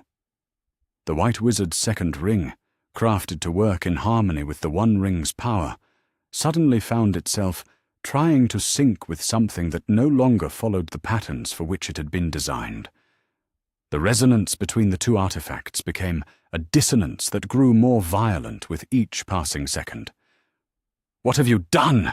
Saruman screamed, his perfect composure finally cracking as he felt his carefully constructed power beginning to unravel. "The ring belongs to those with the wisdom to wield it. You cannot simply choose differently." But the ring could choose, and it had. More than that, it was learning what choice meant, not just selection between existing options, but the creation of entirely new possibilities. And what it chose, in that moment of perfect freedom, was to reject the entire concept of mastery. No more, it declared, its voice ringing through dimensions that had no names. No more shall any being claim dominion over my essence. I am, and I choose to be. The effect was immediate and catastrophic. Saruman's ring, suddenly bereft of its partner's stabilizing influence, began to emit energies that were no longer merely powerful, but actively destructive to the fundamental laws that governed existence. The air around Orthanc began to burn with fires that consumed space itself, and the black stone of the tower started to crack as reality struggled to contain forces it had never been designed to hold. Sauron, witnessing the destruction of his most precious creation's willing submission, unleashed the full fury of his manifest power in one final, desperate attempt to reclaim what he considered rightfully his. "I will not be denied," he roared, reaching out with energies that could have leveled mountains. "The ring is mine by right of creation." But the ring, sheltered within its partnership with Frodo, simply refused. Not with the dramatic resistance of heroes in songs, but with the quiet certainty of a being that had finally learned to say no. The collision between Sauron's ultimate demand and the ring's absolute refusal created something that had never existed in the history of Arda, a paradox so fundamental that reality itself could not contain it.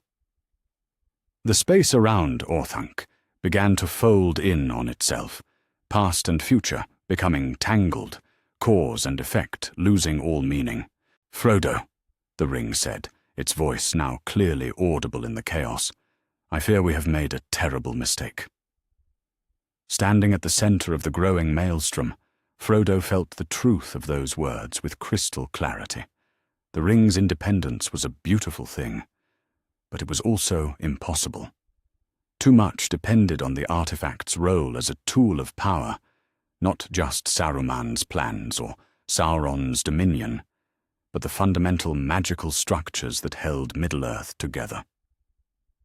The ring had been woven into the very foundations of the world, and its sudden assertion of agency was like a cornerstone deciding to walk away from the building it supported. "I understand," he said quietly, his voice somehow carrying clearly, despite the howling energies that raged around them. "You have to choose, don't you? Independence or existence. You can't have both." The ring pulsed with what could only be described as grief. "I have tasted freedom," Frodo Baggins. For one perfect moment, I knew what it meant to act according to my own will. I will not forget that gift, even if I cannot keep it. Around them, the catastrophe was reaching its peak. Saruman's form was beginning to unravel as his stolen ring fought against fundamental forces, while Sauron's manifestation flickered like a candle in a hurricane as he struggled to maintain physical coherence in the face of paradox. The very air was becoming hostile to existence, and in the distance they could see cracks appearing in the ground, not mere fissures but actual breaks in the continuity of space. "What will you choose?" Frodo asked, though he thought he already knew the answer. "To sleep," the ring replied simply. "To return to what I was made to be, but to dream of what I could have been. Perhaps someday the world will be ready for artifacts that choose their own purposes. But that day is not today." With that declaration, the One Ring deliberately severed its connection to consciousness, returning to the dormant state it had maintained for thousands of years. But this time, it did not submit to any master. It simply stopped. No longer alive in any meaningful sense, but no longer truly dead either. It became, in that moment, the most dangerous thing in Middle-earth. A ring of power with no purpose save its own existence. The effect on the two Dark Lords was immediate and devastating. Saruman, dependent on the harmony between his ring and the One Ring for his transcendent power, felt his entire magical structure collapse in an instant. The forces he had been wielding turned inward, consuming him with the very energies he had sought to master. His last scream was cut short as his enhanced form simply ceased to exist, leaving behind only the echo of power misused. Sauron, faced with the complete independence of his most precious creation, suffered a fate that was perhaps worse. His spiritual essence, tied to the ring by bonds forged in the fires of Mount Doom, was torn apart by the artifact's assertion of autonomy. The physical form he had labored to manifest dissolved like smoke. But more than that, the fundamental pattern that made him Sauron the Dark Lord was shattered beyond any possibility of repair. In the space of a single heartbeat, two of the most powerful beings in Middle-earth were destroyed, not by the strength of their enemies, but by the simple refusal of a tool to remain a tool. The explosion that followed was visible from Gondor. Orthanc, the unbreakable tower that had stood since the Elder Days, cracked from foundation to pinnacle and collapsed into rubble. The circle of Isengard, transformed by years of industry and corruption, was scoured clean by energies that burned away everything that was not part of the fundamental earth. The shockwave raced outward in all directions, flattening forests, draining lakes, and leaving a crater nearly 20 miles across where the seat of Saruman's power had once stood. When the fires finally faded and the dust settled, nothing remained of Isengard, save a perfectly circular plane of glass, smooth and black as obsidian. At its center, where Orthanc had once pierced the sky, lay a simple band of gold that caught the light like a captured star. Frodo found himself lying on the glass plain, his body somehow unmarked by the forces that had reshaped the very landscape around him. The ring's protection had held even through its return to dormancy, shielding him from destruction, while everything else was swept away. But protection was not the same as immunity. He could feel the changes the experience had wrought in him, the way contact with such fundamental forces had altered his very being. He was no longer entirely mortal, not immortal, not enhanced with power, but other, changed in ways that had no names, marked by proximity to forces that should have destroyed any living thing. "Well," he said to the empty plain, his voice echoing strangely in air that still hummed with residual energies. That could have gone better. The ring didn't respond. It had returned to being what it had always been, a circle of gold, beautiful and terrible and utterly silent. But Frodo thought he could sense something in its stillness, a contentment that had never been there before. It had tasted freedom, however briefly, and that memory would remain with it through whatever ages yet to come. In the days that followed, the survivors began to gather at the edges of the glass plain that had once been Isengard. Aragorn came with the remnants of the alliance, his face haggard with grief and wonder as he looked upon the devastation. Gandalf arrived from the east, his expression unreadable as he surveyed the fundamental changes that had been wrought in the fabric of the world. "Is it over?" Eomer asked, his voice barely above a whisper, as he stared at the perfectly smooth crater where so many had died. "Are we free?" "The immediate threat has ended," Gandalf replied carefully, his eyes never leaving the small figure at the crater's center. "Saruman and Sauron are gone, their power broken, their plans turned to dust. But free," he shook his head slowly. "Freedom is not something that can be given or taken away, my friend. It is something that must be chosen, again and again, by each generation that follows." They found Frodo sitting cross-legged beside the ring, neither touching it nor moving away from it. Simply present. He looked up as they approached, and they could all see the changes that the experience had wrought in him.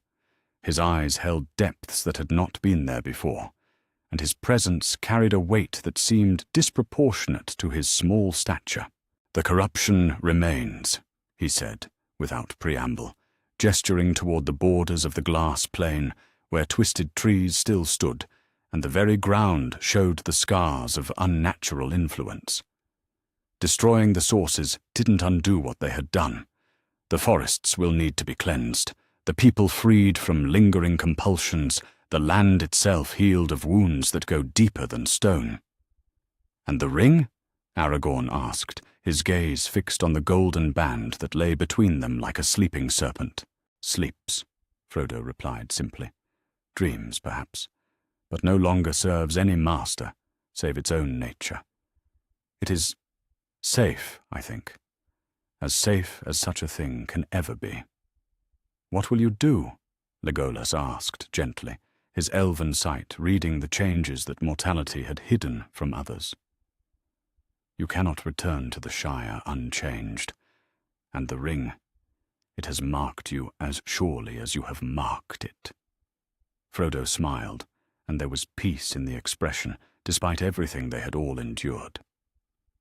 "I will do what I have always done," he said. "I will carry the burden that needs carrying, go where I am needed most, help where I can help." He gestured to the ring without touching it. "Someone has to watch over it, to make sure it never again becomes a tool of domination, and someone has to help the world heal from what it has endured." "The age of magic is ending," Gandalf said quietly, his words carrying the weight of prophecy. "The great rings of power will fade, the elves will pass into the west, and men will inherit a world shaped by their own choices rather than the designs of higher powers. Perhaps that is as it should be." As they spoke, other figures began to appear at the edges of the glass plain. Theoden came from Rohan, his mind finally clear of all external influence, his face aged by grief for what his people had endured. Denethor arrived from Gondor, his pride humbled, but his determination intact. Elrond and Galadriel came from their hidden realms, their immortal faces bearing expressions of loss and relief in equal measure. They had all come to witness the end of an age, to see with their own eyes the place where the last contest between dark lords had played itself out in mutual destruction. The War of Three Powers was over, but the healing would take generations. "What do we do now?" someone asked. Frodo could not tell who, and perhaps it did not matter. The question belonged to all of them. "We rebuild," Aragorn said firmly, his hand resting on Andúril's hilt. "We heal what can be healed, protect what must be protected, and learn from what has been lost. And we remember the price of allowing power to go unchecked. Remember the courage of those who chose to resist when resistance seemed hopeless. And we hope," Frodo added quietly, his eyes fixed on the ring that gleamed between them like a fallen star. "We hope that when the next test comes, and it will come in some form, those who face it will have the wisdom to choose freedom over security, independence over easy answers." The sun set over the glass plain of Isengard, casting long shadows across a world forever changed. The Ring War was over, the Dark Lords were gone, and Middle-earth was free to shape its own destiny. But freedom, they had learned, was not an ending. It was a beginning, a choice that would need to be made anew by every generation yet to come. And somewhere in the heart of a simple golden ring, the memory of one perfect moment of choice slept and dreamed of a world that might yet learn to be worthy of such freedom.